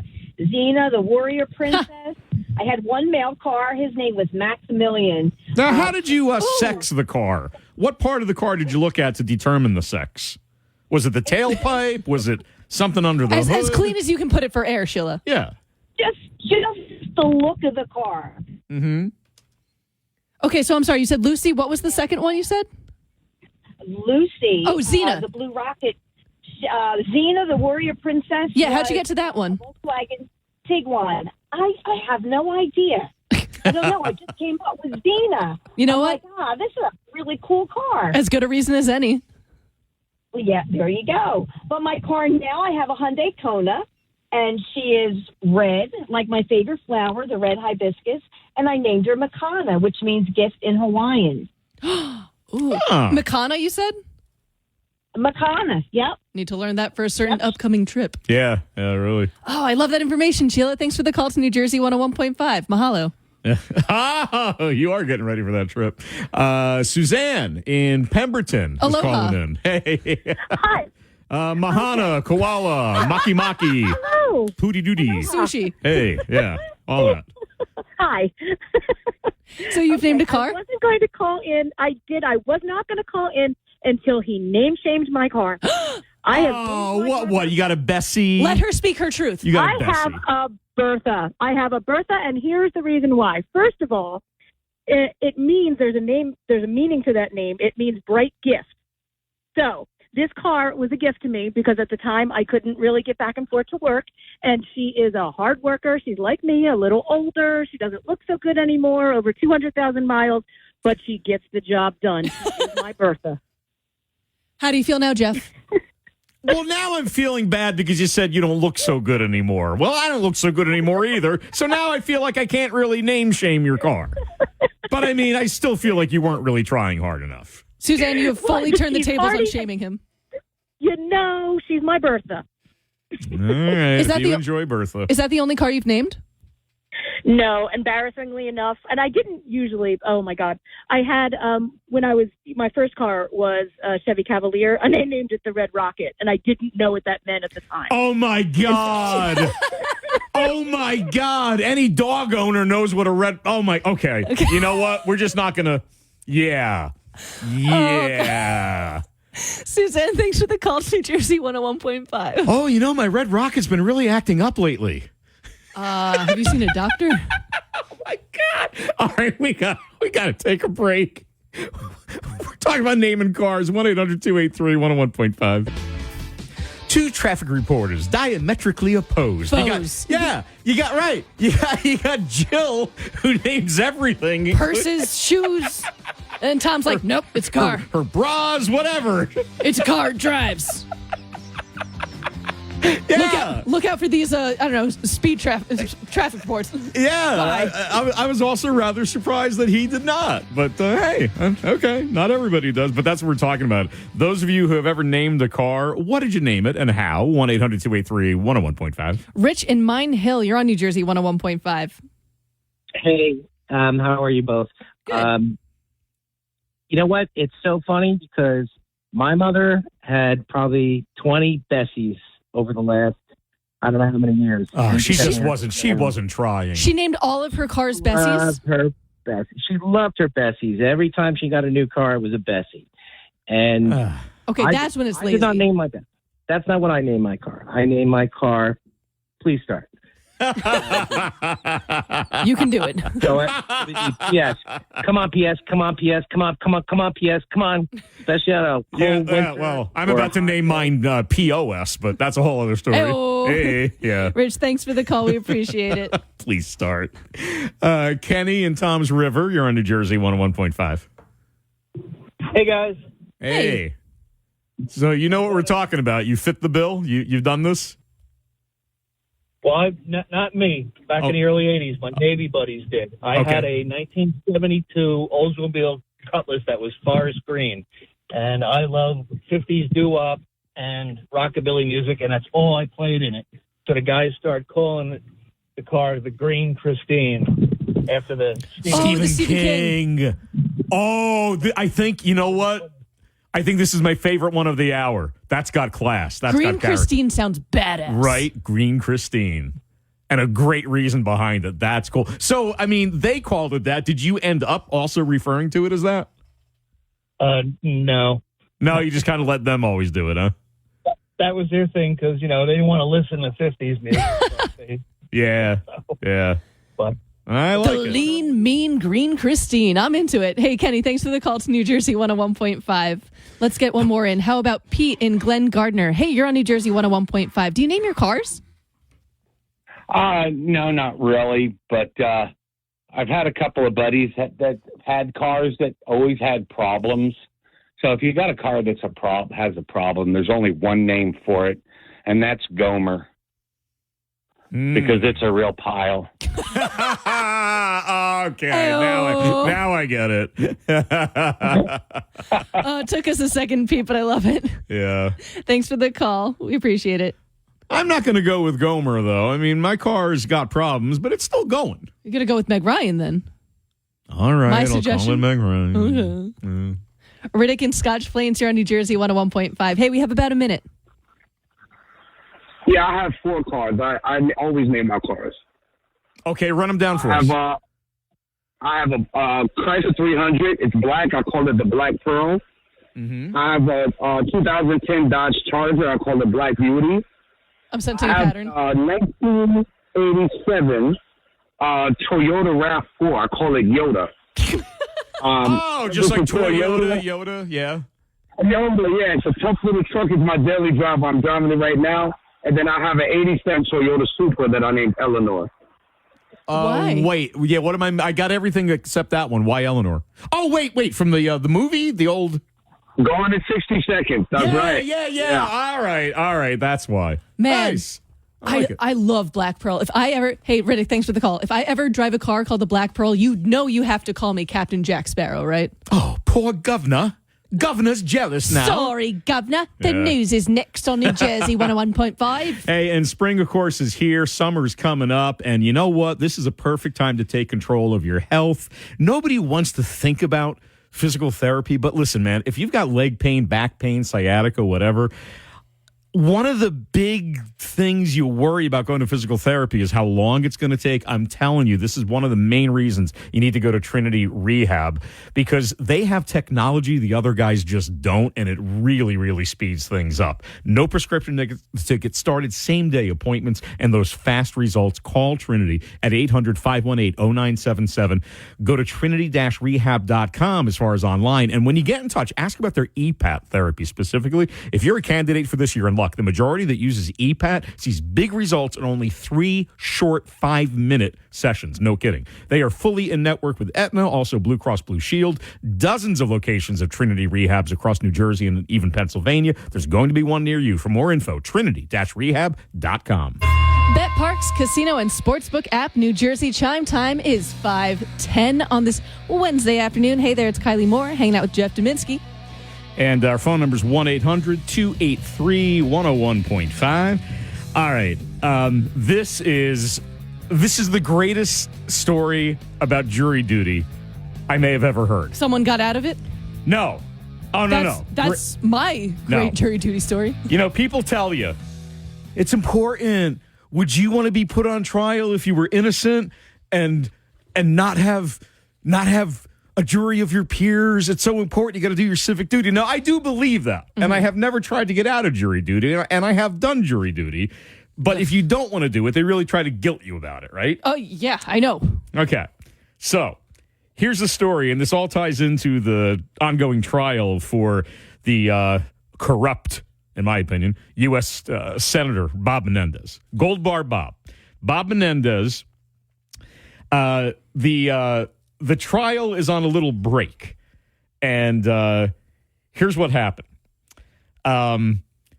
First, the jurors were supposed to go into this assembly room, where they had to wait. I don't think it was exactly like the deliberations room, just sort of like some waiting area where they wait when they have to step out of the courtroom, right? Mm-hmm. And apparently somebody had left a sink running from the day before. Because they had a little bathroom, right? So there's this assembly room where they, and there's a carpet, and it's, they try, it's not the Ritz-Carlton, but they try to make it, somewhat appealing. And one of the idiot jurors apparently left a faucet running in the sink. One of the brilliant jurors. And so they come back the next morning, and there's some moment where they got to go into that room, and they go in there, and it's a flood.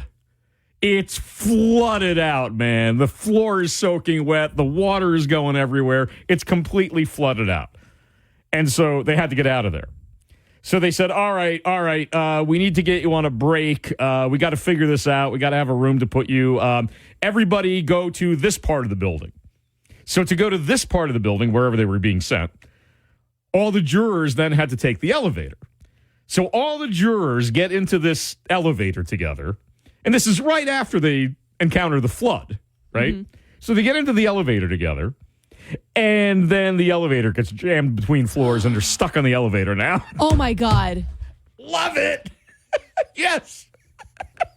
No good deed goes unpunished. So, right. So now... My heart's racing. I'm sweating for these people. And there's no word on exactly how big this elevator was, or if every last juror was in there, but I'm going to assume so. I'm going to assume, it's supposed to be 2 floors. Just everybody crowd in, you're shoulder to shoulder. Yeah, we could squeeze in one more. Right, exactly, right. Yeah, you're belly to back in there. Right, exactly.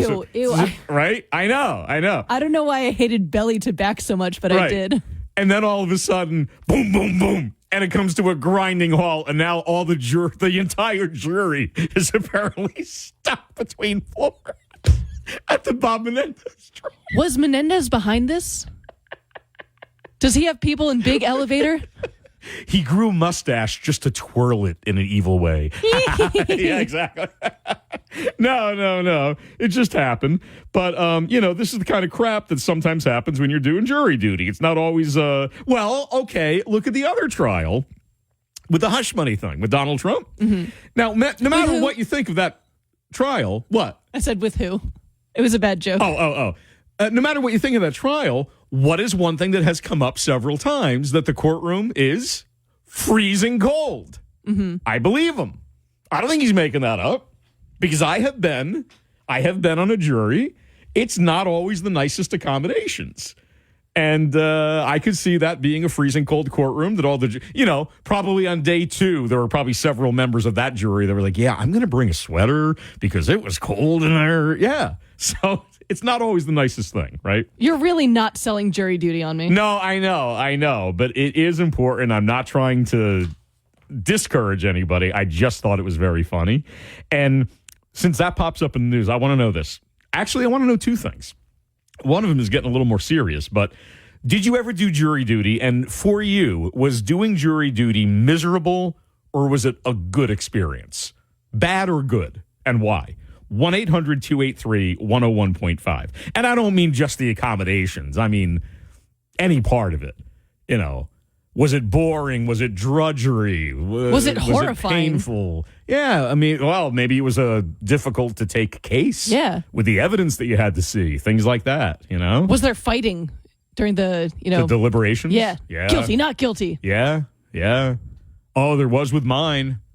So I've heard. It was an interesting thing. It took us like 3 days to reach a verdict. But anyway, if you ever did jury duty, was it a good experience, or was it more on the miserable end, and why? 1-800-283-101.5. But the other thing, this was talked about not terribly long ago on our show. There is a push by Governor Murphy. He's willing to sign off on this. Governor Murphy would like to allow former prisoners, ex-cons, to now start serving on juries in New Jersey. We are one of those states that has a lifetime ban on a convict, even once they did their time. A convict cannot serve on a jury, and he would like to change that. And while we're talking about jury duty anyway, if anybody wants to make mention of that, give an opinion on that, feel free. 1-800-283-101.5. I personally don't like it, but the majority of states now actually have one system or another by which you can serve on a jury. Some states it might be after a certain number of years. Other states it might be as soon as your parole is done, whatever. So we're actually in the minority of states, but I don't see any reason why we need to be having ex-convicts to serve on a jury. I don't want that. Well, is it dependent on the crime? In my mind? Yes. You mean? No, I don't think so. You're an ex-con. You did something bad enough to be incarcerated. No, I don't think. I don't think you get to sit in judgment of anybody. What if it's something like weed possession? Was it illegal at the time, and you knew the risk? Then no, you don't get to. What if weed possession 30 years ago? Mm-hmm. You would still be like, that's a bad man. Those were the rules when they did that crime. Okay. So yeah. You've said on air that you drank underage. That was a crime. You knew that. So do you think you shouldn't be able to serve on a jury? That would not have been an incarcerated offense. But it's still you would not have gone to jail for that. It's still someone breaking the law. But it's And you knew that you were doing it. Okay, but you could also jaywalk and you don't go to prison for it. I'm saying ex-cons where you are actually in jail. And I'm saying you can't just say, they knew the rules and they did it anyway. I think that's different. Well, I can. I just said it, in fact. You can hear it again on demand. Hey, you and I just don't agree on this. NJ1015.com. It's just slick. No, I don't think it's good. I think we have enough people who didn't serve time in prison that ought to make themselves available. I mean, if this is just a desperate attempt to get somebody willing to sit on a jury, then I think that's sad. I think that's saying something more sad about the rest of us than it is about the ex-cons. But yeah, that's what they want to do. They want to change the law so that an ex-con could serve on a jury. So if you have an opinion on that's fine. But the main thing is, did you or did you not serve on a jury, and what was that like? 1-800-283-101.5. 519, here's Fast Trap. 524, Jeff and Kylie here. We're talking about jury duty, which just sounds miserable to me. But what was your experience like? Did you enjoy it? Did you find it interesting? Or was it a real slog? And while we're talking about it, do you think that New Jersey should allow ex-cons to serve on a jury? And to be fair, I'm the one who thinks no. But to be fair, I want to point out, most states do now. Most states do allow it. And Phil Murphy, our governor, would like to do this. Now, here's what I think is ironic. I'm the one who doesn't mind doing jury duty. You, like many people, don't want to do it, right?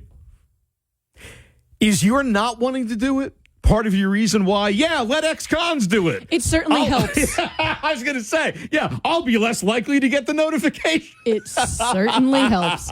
No, but that's not the only thing. I just don't feel like villainize isn't the word I'm looking for, but this is live, and that's the word that's coming to mind right now. Yeah. So, villainize someone for all time. Yeah. I mean, if it was something decades ago, if it was something not really that, monumental, it was just, minor drug causes or something, I just don't feel like we should demonize them for the rest of their life. And also, I don't want to serve on jury. So I want them to do it. Okay, my only thing, and then if anybody wants to comment on that, feel free. But you don't have to. We're going to just take your jury duty stories. But my thing is, if it was big enough that you actually got convicted of what would be, considered a felony enough to throw you in jail, and that was the law at the time, the rule at the time you did the crime, I feel like at the very least we should grandfather in the punishment and that carry wisdom. If they want to change it for anybody who now goes to jail, fine. But if you went to jail 10 years ago and you got out 2 years ago, well, you knew when you committed the crime, or could have known, that this was part of the penalty is you don't get to take part in jury duty anymore, and you did the crime anyway. Must have not been too important to you. I can't get behind that. Yeah. All right, let's talk to Jim in Pennsylvania. Hi, what do you think? Hey, well, let's answer your question first. Anything short of felony, let them on the jury. Felony, nope. Yeah, so you lose your I right. mean, so if they were actually in prison, you would say no. Correct. Right. Yeah, me too. Felony, because you can go to jail for other things, but if it's a felony, no, you don't get jury duty. So now, do you want to hear the story? Yeah, sure. Oh, God, did you do jury duty? Yes, I did. Oh. Matter of fact, I did it twice in 1 year, and the story I'm going to tell you, I was the jury foreman.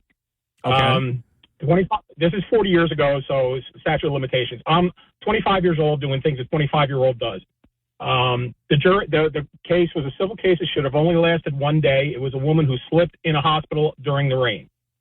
Mm-hmm. The attorneys were so bad, the judge kept tossing us into an anteroom to yell at the attorneys. Right. It stretched on for the first day. The second day, he didn't even bother tossing us into an anteroom. He just yelled at them in front of us. Right.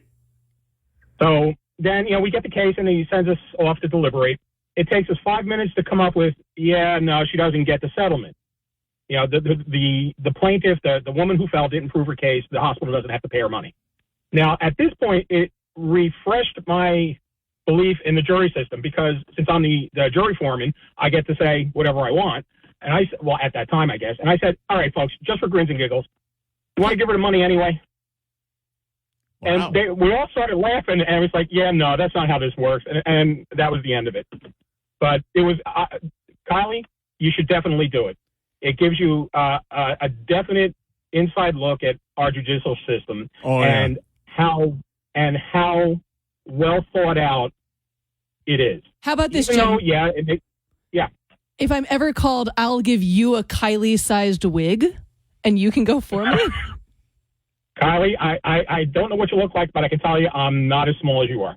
But thank you for the offer. We'll make it fit, Jim. We'll make it fit. Thanks for the call to New Jersey 101.5. We appreciate it. From Tom's River, Jason is calling in, and I think he wants to, from what I'm reading on the screen here, take me to task for the ex-con thing. Hey, Jason, how you doing?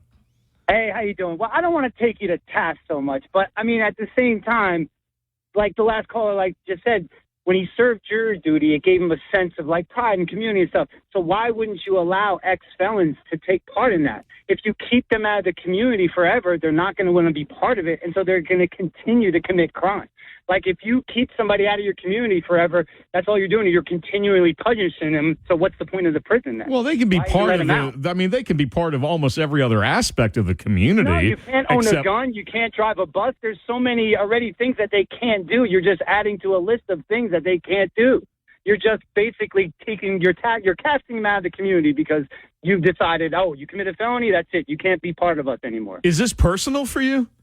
Of course it's personal for me. I have friends, family. I served in the military, and I also served time in prison. And so the two of them together, it's like people look at me like, wait, what? Yeah, do you think Martha Stewart should be able to serve on a jury?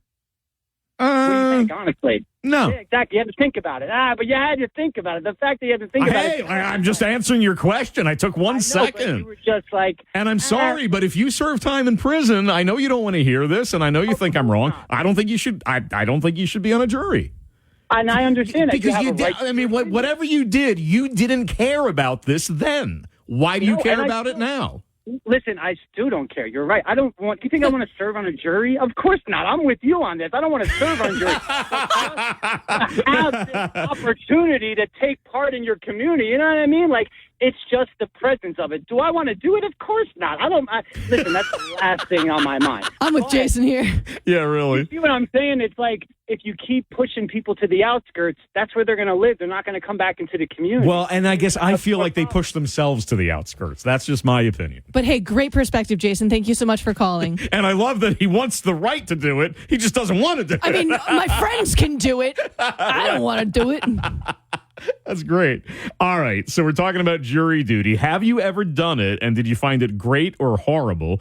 And if you have any opinion about whether ex-cons ought to be able to serve on a jury, let us know. 1-800-283-101.5. Yeah, Jill also names her slot machines, by the way, when she goes there. She's just naming everything, yeah. While she's dancing? Yeah, yes, exactly.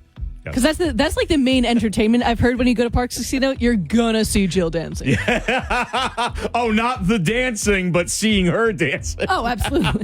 Got you. All right. I'm sorry. I know it's a very serious trial, and I think he's guilty as hell, personally. Gold Bar Bob Menendez, back on trial for the bribery and all of that. But the funny story is all that went wrong the other morning with the jury. First, there's this anteroom, kind of like a waiting room where the jury goes, and some idiot juror, no doubt, left a faucet on the night before, so overnight the entire room floods. What a hero. All right. So you think he was trying to do it to get out of jury duty? I don't think so. So they open up the room to go in there, and it's like, oh, my God. I don't know how deep the water was, but it was a mess. So then they're like, all right, we got to figure out how to get the jury into another area. The entire jury, down the hall, get into the elevator, go to whatever floor. So they all, after that flood, they all get into the elevator, and then the elevator gets stuck between floors. It's kind of like when I did the whole no good deed goes unpunished. When I did jury duty, it didn't happen to me, but one of my fellow jurors, a woman, this was in Mercer County, Superior Court, and they have a parking garage there. At least they did. I'm sure they still do. And it's supposed to be guarded even, right? The last day of jury duty, her car was stolen. It's like they're trying to find people good enough to give up their time and serve on a jury, and then some idiot steals her car. Like, that's great payback. You have done nothing this hour to sell jury duty on me. Absolutely nothing. I know. So what was jury duty like if you did it? Was it a good experience or a bad one? And if you want to throw in the opinion about that issue in front of New Jersey now, whether New Jersey should become a state that allows ex-cons to serve on a jury, feel free. Flip in Mount Holly. Have you ever served on a jury? Yes, I have. I've actually been called on 4 juries. Wow. What? One I didn't make it. They didn't like me for some reason. And the other 3 were enlightening, to say the least. One was a gentleman that was in a car accident, and the guy that hit him, he was suing. It was a civil suit, and they were suing him for damages and discomfort and all that. And it was one of those like on TV where the guy came into court with a thing around his neck, and then they showed videos of him moving furniture and stuff. Oh. And the bad part of that was when we went into the jury deliberation, some of the people actually wanted to give him tens of thousands of dollars. And it ended up, I talked him into just giving him the medical benefits, what he had to hand out for the medical. Well, the other guy's fault. Another one was a school. What? Go ahead. No, I was going to say, did you do any criminal trials or no? Were they all civil trials? Yes, that was the civil. there were 2 criminal trials. One was a teacher was accused of doing something to 2 teenage girls. Oh, God. Yeah, and he came out innocent. In fact, the judge more or less told us he was innocent. They had all these senators and police chiefs and other teachers come in and testify, and actually a couple other girls come in and testified that the girls said they were going to get the teacher. Oh, okay. So, Flip, ultimately, did you enjoy being on the jury, or did you find it to be very mentally taxing? I loved it. Now, See the that, last Kylie? one, that's the best one. The last one was a strong arm robbery where a young youth was accused of beating up a kid and another kid and taking $600 from him. Yeah. I don't know what a young other kid was doing with $600. But long story short, all the evidence came in. The judge basically told us that somebody was already convicted of the crime. And the worst part was when we went into jury deliberation, it was very short. And the scary part was there was one guy on the jury voted guilty. And when we asked him why, he said, because he's black, and if we don't get him now, we'll have to get him later. Oh, Jesus. that's awful. Oh, that's awful. That's wild. Flip, Yeah, see, and what happens in the deliberations room, it's all private. And so sometimes people say the nastiest crap. That yeah. is disgusting. Wow, Flip, thank you so much for calling New Jersey 101.5. That's insane. Yeah, that is. Now, that's the person who never should be on a jury. Not the caller. I mean, that Right. guy. Yeah, Not Flip, not Flip. Yeah, not Flip at all. No. Gregory in Hamilton, what do you think? Well, I'm going to give you a different twist to this story. First of all, how you guys doing today? Yeah, we're fine. Secondly, I'm going to say that ex-cons should be allowed to serve on jury. Why's that? Reason being, and I'm going to give my own private example, my own personal example. I was called to serve on jury twice, and I turned it down both times. What do you mean you turned it down? Okay, I'm going to tell you why. Back in the 70s, I was convicted of a felony. I spent 15 years in prison for something I did not do. I was later exonerated, and now I'm called to jury. There's no way I could sit on the jury and be fair and impartial. Absolutely no way. Because, in my opinion, the jury system in this state is a joke. I gotcha. Joke. And even though we have that law that bars it, because you were later exonerated, that's why you were eligible for jury duty. Exactly. Okay, yeah, that's an unusual case then. Now, you know what?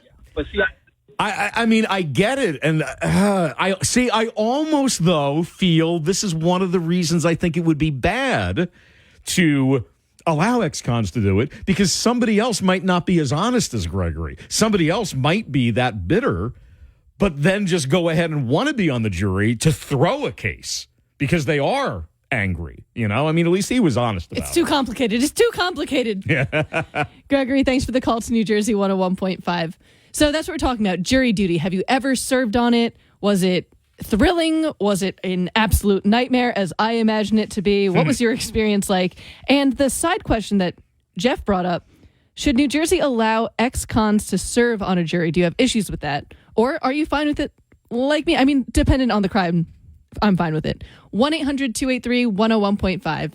Hey, here's a limited time opportunity to make some extra cash, and it's going on right now this week. Roadshow USA is in Tom's River at the Clarion for 5 days, and we're a few days in already, so hurry up. It's going on now through the 24th. That's Friday from 10 a.m. until 5 p.m. You can walk in with your antiques, gold and silver, watches, anything of value, and walk out with cold, hard cash. Top dollar is being paid, so don't hang on to the broken jewelry, the drawer full of watches, vintage jewelry that's just taking up space. Get over there. It's after hours now, but tomorrow or Friday, and you can get cash. Roadshow USA through Friday at the Clarion, Route 37, Toms River. For more info, 609-971-6559. Okay. Yeah. Second scenario in which You would do jury duty? if I was allowed to sing Legally Blonde the musical. Other than that, hard pass. Objection! I said objection! Oh my God, you guys. Contempt! Bailiff, take her into custody, please. Maybe that's how I can get out. No, I'm telling you, you know what jury duty is?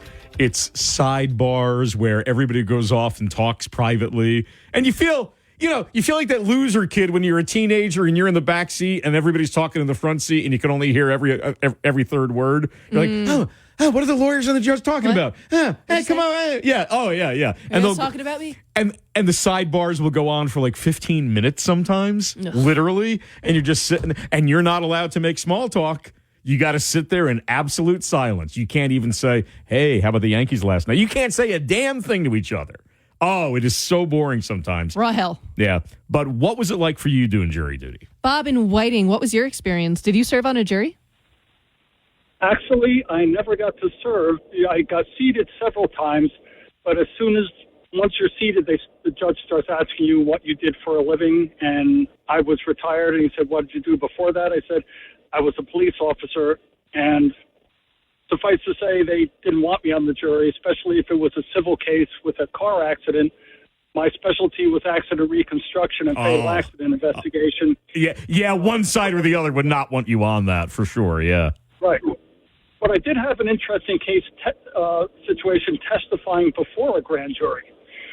I was a police motorcycle officer also, and I went to testify. I took the motorcycle.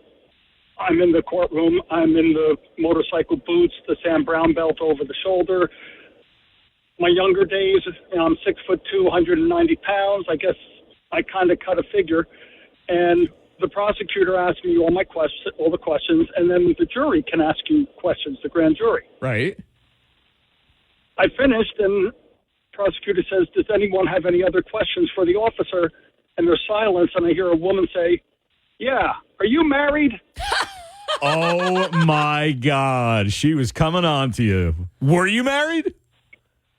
At the time, no, but I did have a serious girlfriend who I eventually did marry. And, well, yeah, but she didn't ask you if you had a girlfriend. Oh, I bet she did not like that. I'll tell you that much. Yeah, I mean, did you say that you were spoken for, or did you just say no? No, actually, I looked at the prosecutor. He looked at me, and we just started laughing. Bob, you stud. Bob, look at you. Hey, thanks for the call to New Jersey 101.5. Bob's been waiting 30 years to tell that story. Is he single? Right, exactly. That's kind of cute. Want to squeeze in one more or no? Yeah, let's try it. Is it Sanad in Princeton? Yeah, how you doing, guys? Hey. How you doing? I'm doing good. I tell you what, you guys can't handle the truth. Let's find out. What's your story? Can we handle it? We got about a minute. So I haven't served, but I'm in support of the folks who are approving the felons can, and three reasons why. First, they've done their time, so now they should be equal to everybody else, right? Mm-hmm. Second, I've had businesses before, and I've seen it with my own eyes where district attorney just doesn't want to go after certain crimes, and there's so many criminals, white-collar criminals, that continue doing their stuff, and yet, they get to go to the jury if elected, right? And now, your case, the point right now, you have Senator Mendez going for it, right? And he's going to be lawyered up, and even though maybe he's most likely guilty, he'll be free, right? So he'll continue serving in jury. And then the last point is your audience earlier said, the guy stood up and said, hey, you're going to put the guy in jail because he's black. So statistically, majority of felons are black. So to balance that power out and to really make it fair, let them do it. Okay, and okay, we're over time here, but I want to make this point. When this story was breaking about Phil Murphy supporting this idea, this was actually one of the main things why he would like to do it, because of the imbalance with the demographics racially. Oh, really? Yes. So that's why Murphy will sign this if presented. Hey, thanks for calling. New Jersey 101.5. Parks Casino and Sportsbook, New Jersey chime time. Would you look at that? It is 6:11, and I'm Jeff Deminski. Kylie Moore is in with me today. Hello. Hey. And I don't know, after the blood and knuckles arguments we were having over jury duty and ex-cons, this is something completely different. Hey, you got the quote right. I did. Monty Python quote, finally. But this is something about grandparents and what people called them, but I don't know why we're going to talk about this. You got some reason? What happened that you want to talk about this? A family friend Yeah. recently gave birth to her first daughter. Yeah. Shout out Lily. And the family friend's father was staying with us. Not worth explaining why he was with us. He was hanging out with us Monday night. And he's a grandfather, a new grandfather. First time or already established grandfather? Already established, but the other grandchild was born like 2 months ago. Okay. So it's like, it will still count him as a recent grandfather. Okay, yeah, yeah. So, I came home, hey, grandpa, one of those where you do the cutesy little, teasing him, yeah. And so I was asking what he and his wife are now going as, or, what they want to be called. His, very simple, Papa Joe. You can guess what his name is. His wife, however, Cheryl, Nana Tuna. And it got me thinking about, there are so many different things that people call their grandparents, and I love hearing them. I love hearing the origin stories. So 1-800-283-101.5. What did you call your grandparents? What do you go as if you're a grandparent? Yeah. Or what your parents go as to your children. Yep. And I will explain Nana Tuna. I just wanted to establish, this isn't a selfish story. I want to hear these stories from you. Right. 1-800-283-101.5. And you are right. I mean, when you have your own kids and it's just mother and father, it's just mom or dad or mommy, daddy when they're little. That's pretty much it. Mm-hmm. But when you're a grandparent, people get endless spectrum. I mean, it might be simple. It might be grandpa. It might be gram. It might be pop-pop. Or it might be like Meemaw Lulian. It's like, what? Yeah, it's Meemaw Lulian's house. What? I mean, people get weirdly creative, and it's kind of fun hearing what led to it. I mean, it's all kinds of reasons. Sometimes it's not even what they picked. It's because the little kid is mispronouncing what they really wanted to be called. I have one of those. Oh, do you? But go on. Yeah, right. Right. It's like, I ended up being this because they couldn't say that. And then it just stuck. And for all these years. Right. So it's always just kind of fun because every family's got this. And no, I can get dark about this, but I won't. God. Oh, no. I can make anything dark. You want to do this fun, hey, what'd you call the grandparents? Hey, what kind of wacky? No, I can make this very dark. Like how I only had one of my 4 grandparents, how I never met either grandfather, how my grandmother died when I was 1 year old. Yeah, I can make it dark if you want. Dark. Yeah. So I'm not good at relating to this. Okay. Well, first let me actually explain what was going on with Mama Tuna, or Nana Tuna rather. So, and Italians can correct me on this. Apparently in Italian, grandma is Tono. And through reasons I didn't have fully explained to me, Tono became Tuna. So it is now Nana Tuna. And that's one of those just BS like... Okay, so you don't even know what Tono was about. Well, Tono's Italian for grandma. Oh, I'm sorry. Okay. Well, wait a minute. What I am lost on is how Tono became Tuna. Well, that's what I was about to say, because it's not even... The kids aren't old enough. Even the 2-month-old isn't old enough to have started mispronouncing anything yet. No, if I had to guess, again, pure speculation, there were some drinks involved, and Tono came out Tuna. I don't know if that's true. Oh, so in other words, it's not really going to be Tuna. No, they're committing. It's going to be Tuna. Okay, because when you said drinks involved, I thought you meant since they were staying at your house that Monday night that they were drinking then, and she mispronounced it as tuna. No, I see. Oh, this is it's a horrifically confusing story. I told you when I presented this that I didn't have all the details, and we're also never going to get them. Yeah, boy, you didn't. But yeah, really. Tono, Italian, grandma, somehow Tuna. We slapped on Nana there, Nana Tuna. Nana Tuna. But if you're saying Nana, even if it was going to be Tono, then that would be almost like saying grandma by saying Nana Tono. Yep. You're right. Like, there's apparently a word in Polish, and it turns out it's a long story. My family's not even Polish because there was an adoption, but nonetheless, there's a word, it's like chuchi or chucha, I think, and it's supposed to be an aunt. And so I used to not know that. I used to think Chuchi was just part of my Aunt Alice's name. And so I was double titling her. I used to call her Aunt Chuchi Alice, basically saying Aunt Alice. Oh, that's wordy. Right. Aunt Chuchi Alice. That's what I used to think. Right. And they thought it was cute, so they never corrected me. It's like, well, don't do that. I mean, I spent up until 10 years old not realizing that I was just saying Aunt Alice. 10 years old? Oh. Because they wouldn't tell me. I thought it was her name somehow. That's equal parts very cute and very embarrassing. It was very embarrassing. It's like, I just thought that was her name. You told me to call her that. Oy. So all this to say, what do you call your grandparents? Or if you are a grandparent yourself, what are you called? And how did it come about? 1-800-283-101.5. Greg in Hamilton has something. Hey, Greg. Hey, what's up? Hey, thanks for calling New Jersey 101.5. What do you have? Is this about you? Is this about what you called It's yours? about what my kids call their grandparents or their grandfather.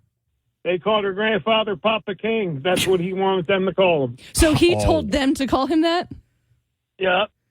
His name's Frank, but he wanted them to call him Papa King, and they're 15 and 17 now, and they still call him that. And the last name is not King, is it? No, it's not. No part of his name is King, is it? No part of it is Papa King. Okay, so obviously they call him that to his face, but when you guys are talking amongst yourselves, do they still call him Papa King, or do they say Grandpa? Nope, they say Papa King. They never never called him Grandpa. Power move, yeah. That's a King move. He named himself correctly. Yep, he did. He absolutely did. Do they have to bow before him? No. Do they have to taste his elixir before he drinks it to make sure that nobody's poisoning him from the royal family? No, that's Greg's job. That's Greg's job. Yeah. Well, I don't know. Greg's next in line for the throne. I'm not sure if they can spare him. He's the Papa Prince. Hey, Papa Prince, thanks for the call to New Jersey 101.5. We appreciate it. He needs to do that. He should have done that. He's like, hey, if you're gonna be Papa King, yeah. I love Papa King. Do you really? I really like that. Okay, we want to know in anybody's family. And again, this could be if you're the grandparent, like that gentleman, if it's your own kids and what they call your dad or your mom, or what you called your grandparents. See, mine was boring. The one grandmom that I knew, I just called her Gram. It was just Gram. Well, when I was little, it was Grammy or just Gram. That was it. No big story. But what do you have? What did you call grandparents? 1-800-283-101.5. Here's Fast Traffic. New Jersey 101.5. Okay, I'm not going to say what this is, and maybe there's more here. I just looked something up. A study was once done, and this one is just for, it looks like just for the grandmother, but a study was done, the most popular name in each state of what people call their grandmothers. Oh. Yeah, so I'm looking at New Jersey's. I want to see if anybody calls this in, because I don't believe this is correct, but I want to see if anybody calls it in. So I'm looking right at this, what they claim most grandmothers are called more than any other name in New Jersey. I want to guess so badly, but we'll see if someone calls it in. But you could guess and I won't tell you if you're right or wrong. Mima. Not going to tell you. Aw. 1-800-283-101.5. But this is for either grandparent, okay? Granddads or grandmothers. What did you call your grandparents? 1-800-283-101.5. Jen in Tom's River. What about you? Hi, how are you? Good, thanks. Hey. My 4-year-old grandson, when he started to talk, called my husband Yaya. Oh, wait. Okay, what? Did Yaya want this, or was this just what your grandson decided? He turned around and pointed at him and said, Yaya. His brother, who's 14 months old, also calls him Yaya. How does Yaya feel about this? He's here. He loves it. Aw. Yeah? He had no problem with it. No, we looked it up, and it's actually a Greek grandmother. Grandmother? Grandmother. So we figured my husband has a ponytail. Maybe that's why they call him Yaya. Wow, we are gender-bending grandparents. Right? Well, Jen, what are you called? I'm sorry? What are you called? My mom. just plain and simple. Mom, like just the double mom. Yep, mom. That's it. Mama and Yaya. That's cute. Yeah. Well, that's his new name. Everybody calls him Yaya. His brothers, sisters. So he doesn't have an identity anymore. He now goes only as Yaya. Well, hey, Mom, thanks for the call to New Jersey 101.5. Have a nice night. I have also now acquired the number one grandfather name, supposedly, in New Jersey. Pop up. I told you, you're not a listener. I'm not telling you if your guesses are right or wrong. I want to know. It doesn't matter. If nobody says it this hour before the hour's out, I will say them. I just want to see. I don't want to influence anybody. I just want to see if anybody actually uses either of these nicknames for a grandparent. Okay, how do you feel about this one? My friend's niece calls her grandfather Goopa, because that's how she pronounces grandpa. Goopa. Okay, so she's trying to say grandpa, Goopa. But now he's Goopa. Right. And how old is she now? She just turned 2. Oh, Lord. Oh, so she's still really little. So then the grandma is Mimi Goopa. What? Mimi Goopa. Oh, my gosh. That's why these are so silly. It's almost like foreign languages that, like, when people are getting grandparent names. It's like spaghetti thrown against the wall. Like, whatever letters stick. Exactly. That's what you are now. That's your entire identity. What is that old pasta with the letters? Alpha? What is it? You know what I'm talking about? Alpha bits? SpaghettiOs? What? No, isn't there a certain pasta? Or am I thinking of the cereal? I don't know. Is there a pasta that I don't know, but what are you getting at? Well, because cereal won't stick to the wall, but if I'm right that there was pasta in the shape of letters, then you could actually just choose that way. I'll do some Googling during the break. In the meantime, let's talk to Leslie. That was way too long of a road to go. But boy, was it worth it. Hey, Leslie, how are you? Hi, can you hear me? Yeah, you're great. You're golden. Okay. All right, I'm in my car. So, hi. I never call in, but I thought this was a fun one. Yeah. So my kids call my mom and dad Ducky and Poppy. Okay, how did they get to Ducky? Yeah, Poppy's pretty obvious, but Ducky? Yeah, pretty obvious. Yeah, so my parents are on Long Island. That's where I grew up. And this is years ago. You didn't buy a computer with a camera in it at that point. So I sent my mom one of the cameras. She could set it up, and we could video call each other so she could see the baby when he was first born. And so, but she was just so stoic, and she just stared at the screen. I'm like, Mom, you can't do that. So she started buying stuffed animals and these little ducks, and she'd be like, hi, it's Grandma with the duck. She'd come over, she'd leave a duck. Every time she would get on the phone, I'd hand him the duck. She'd have the duck on her end. And so he would just call her Grandma Ducky, and it just turned into Ducky. It was like the kid was a Jeep. I don't know why that legitimately got me to well up. Why are you crying? No, that's so cute. You're crying. Oh, my God, you're crying. It's so cute. Oh, my God. It's really cute. Everybody calls her Ducky. The babysitters, my nieces, that's her name across the board now. I love this. Leslie, I love this so much.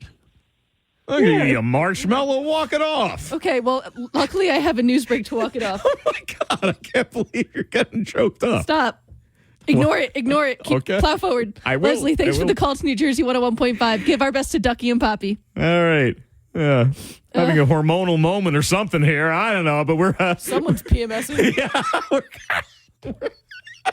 Sure ain't me. All right, we're talking about what you would call a grandparent, and this could be from anybody's perspective. If you want to call about what your own grandkids call you, or back in the day what you called your grandparents, whatever. 1-800-283-101.5. 6:37 with Jeff and Kylie, and I'm very happy. A family friend of mine just recently became a second-time grandfather. This is the first time I had seen him since he became a grandfather. So I learned that, what he and his wife are going by to the grandkids, who can't even talk yet, but they just decided that they're going by Papa Joe. And a lot of grandparents just pick what they want to be called. Sure. Yeah, not a lot of grandparents pick Nana Tuna.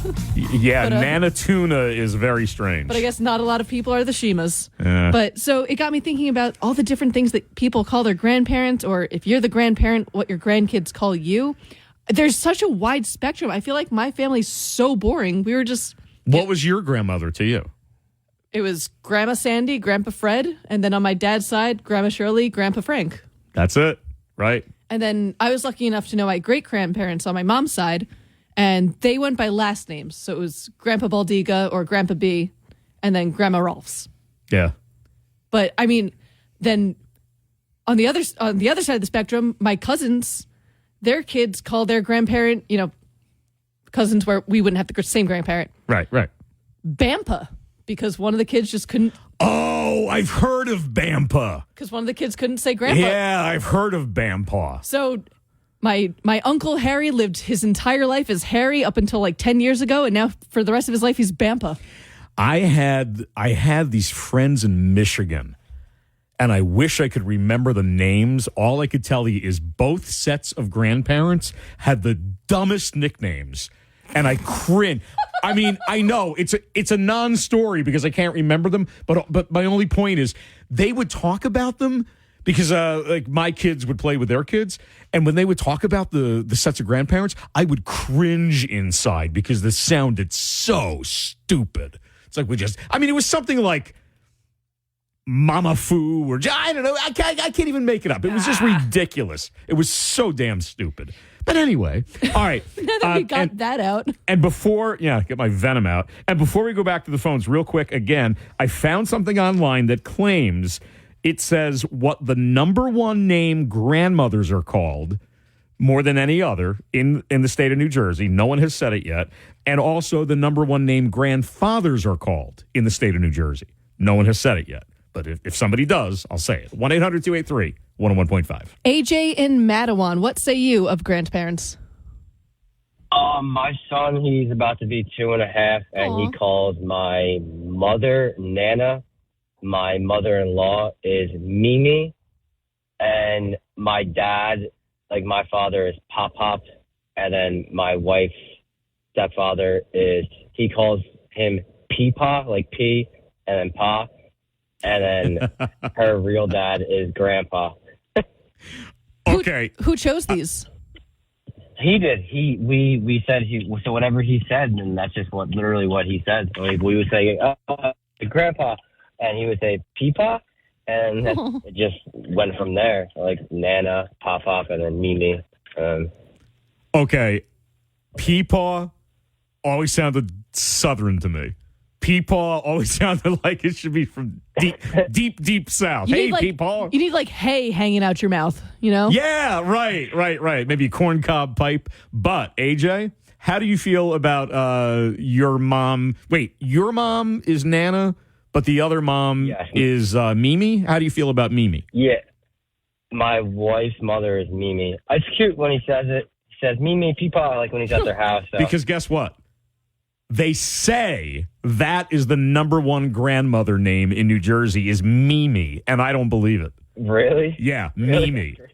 Tell that to AJ's son. M-I-M-I. Oh, yeah. I mean, but that's the majority? I don't know. I never heard anybody say Mimi. I think AJ's son has his finger on the pulse. Yeah? Yeah. AJ, thanks for the call to New Jersey 101.5. AJ's kid is riding that trend, man. Mimi. There you go. Veronica in Williamstown, what about you? Well, my granddaughter years ago texted me, and then she put GTG at the end.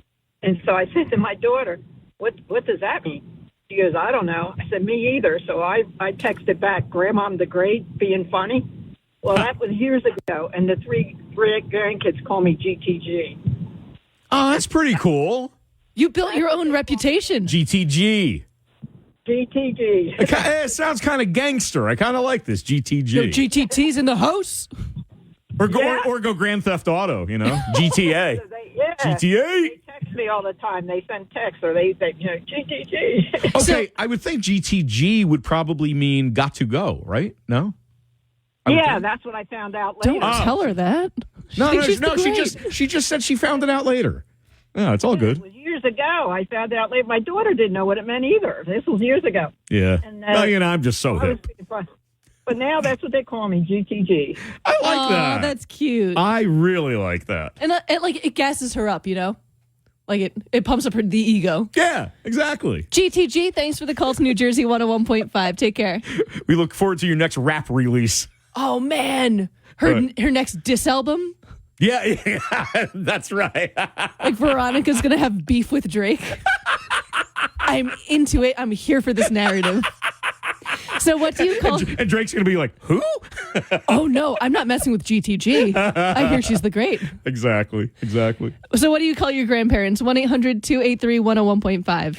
Hey, Jeff Deminski here on behalf of a terrific company that does all kinds of home improvements. They've been around for decades. It's PJ Fitzpatrick. And if you're opening that window to let in some fresh air this spring, take a good long look at the windows in your home, because PJ Fitzpatrick has some terrific deals right now to replace any leaky old windows with beautifully designed, budget-friendly, energy-efficient, American-made windows. PJ Fitzpatrick has a variety of financing packages that can work with pretty much any budget, and PJ Fitzpatrick provides peace of mind with a lifetime guarantee on materials and labor. You can have it all. Visit trustpj.com today for a free design consultation. Your daily dose of New Jersey on the go. Download the New Jersey 101.5 app, enroll in alerts, and dig into local stories, news, weather, and more. Your connection to everything Jersey. And yet you made that funny, so I'm impressed. Yeah, tell that to our boss. It's 6:51. Steve Trevelise is on his way in. And Kylie's with me today. We're talking about the crazy names people give their grandparents at 1-800-283-101.5. No one has said the grandfather one that is supposed to be the number one in New Jersey. Now, the grandmother one, somebody did finally say it. And again, that's Mimi, M-I-M-I. But I'll just tell you the grandfather one, because we're, going to only have a few more calls. Very simple. Pops. P-O-P-S. Pops as opposed to pop-pop. Right, not pop-pop, just pops, P-O-P-S. Yeah, pops. That's it. I don't buy the study. Yeah, I don't either. That's what I said at the beginning. Mary Jo in Bordentown, you're in New Jersey, 101.5. Oh, hi, you guys. Hey. First of all, Marlo is great. I'm so happy to hear you guys on the air together. My mother likes to go by Nanny Foo-Foo. Wait, what? Because it used to be like a little bunny foo-foo in the forest or something. But how did Nanny get there? Right. Well, because I guess we were calling her Nanny, and we tried to get it to be Nanny Foo-Foo. My daughter heard that, and then it became Nanny Foo, and then my father became Crazy G. What? Like crazy, because Your father sounds like a good time. Yeah, really. Well, Kylie, yeah. He was a kind of crazy guy. And then my mother preferred, because of her English background, to be called Victoria. Oh, she was missing out on all the fun. Have a drink, Victoria. You need one. No, you guys are great. I love you guys. And Kylie, you're the best. And stop. I was paying Mary Jo to say this. Well, I mean... No, she was. Okay, that was like $100,000, $130,000 actually. Yeah, I have that much money to my name. No, you know the reference, right? No. She's talking about the Stormy Daniels porn star payoff. Mary Jo. She's calling you a porn star. That's on me. That's a great joke, and I missed it entirely. Mary Jo, you should be on the mic. I apologize. But no, seriously, thank you so much. Have a great night. Thanks for the call to New Jersey 101.5. Yeah, because it was such a random amount. Like, oh, she's talking about the porn payoff. That was I'm mad at myself. Right? Aren't you? I'm mad that I didn't get that. It's all right. All right. I give up. You know what? You talk to Josh. I'm going to head out. Okay, see ya. See ya, Kylie. Have a good night. Josh in Browns Mills, you're on New Jersey. You're on New Jersey 101.5. Hey, Josh. Yeah. How you doing? Okay. So I got pretty basic, but I have one that's a little eccentric, if you want to call it. Eccentric? Okay. I like eccentric. Oh, Kylie's back. I got jealous. On my mom's side, I have Pop-Up, Grandmom or Grammy, Yeah. and Mum, because my grandfather got a divorce. Okay. I have a Mum, and I have my great-grandmother is either Bopshi or Bopshka, however you pronounce it. And then on my father's side, they're from Virginia, I have either Pops or Pa and Sweet D. Sweet who? Sweet B? Sweet D. Sweet D or Sugar is what my grandmother wants to be called. She acts like a teenager and parties like one too. Oh, heck yes. So she goes by Sweet D or Sugar. And Josh, can we go back to, what was it, Babshki? It's either I forget how it's pronounced. It's Polish. Babshka, Babshki, or Babshi. See, that was going to be my question. Is it Polish? Yeah, it's got to be Polish. I think it's got to be. As a Polak myself, I felt akin to it. My great-grandparents migrated here from Poland. Hey. You know what's hysterical? You and I have that in common. This is hysterical. Your last name is Moore. My last name is Deminski. It turns out, because of that adoption of my grandfather on my dad's side, we got the name Deminski, but it turns out we did the DNA testing and everything. We are 0% Polish. Your last name is Moore. And we're the ones eating Gwumpkies. And you're Polish.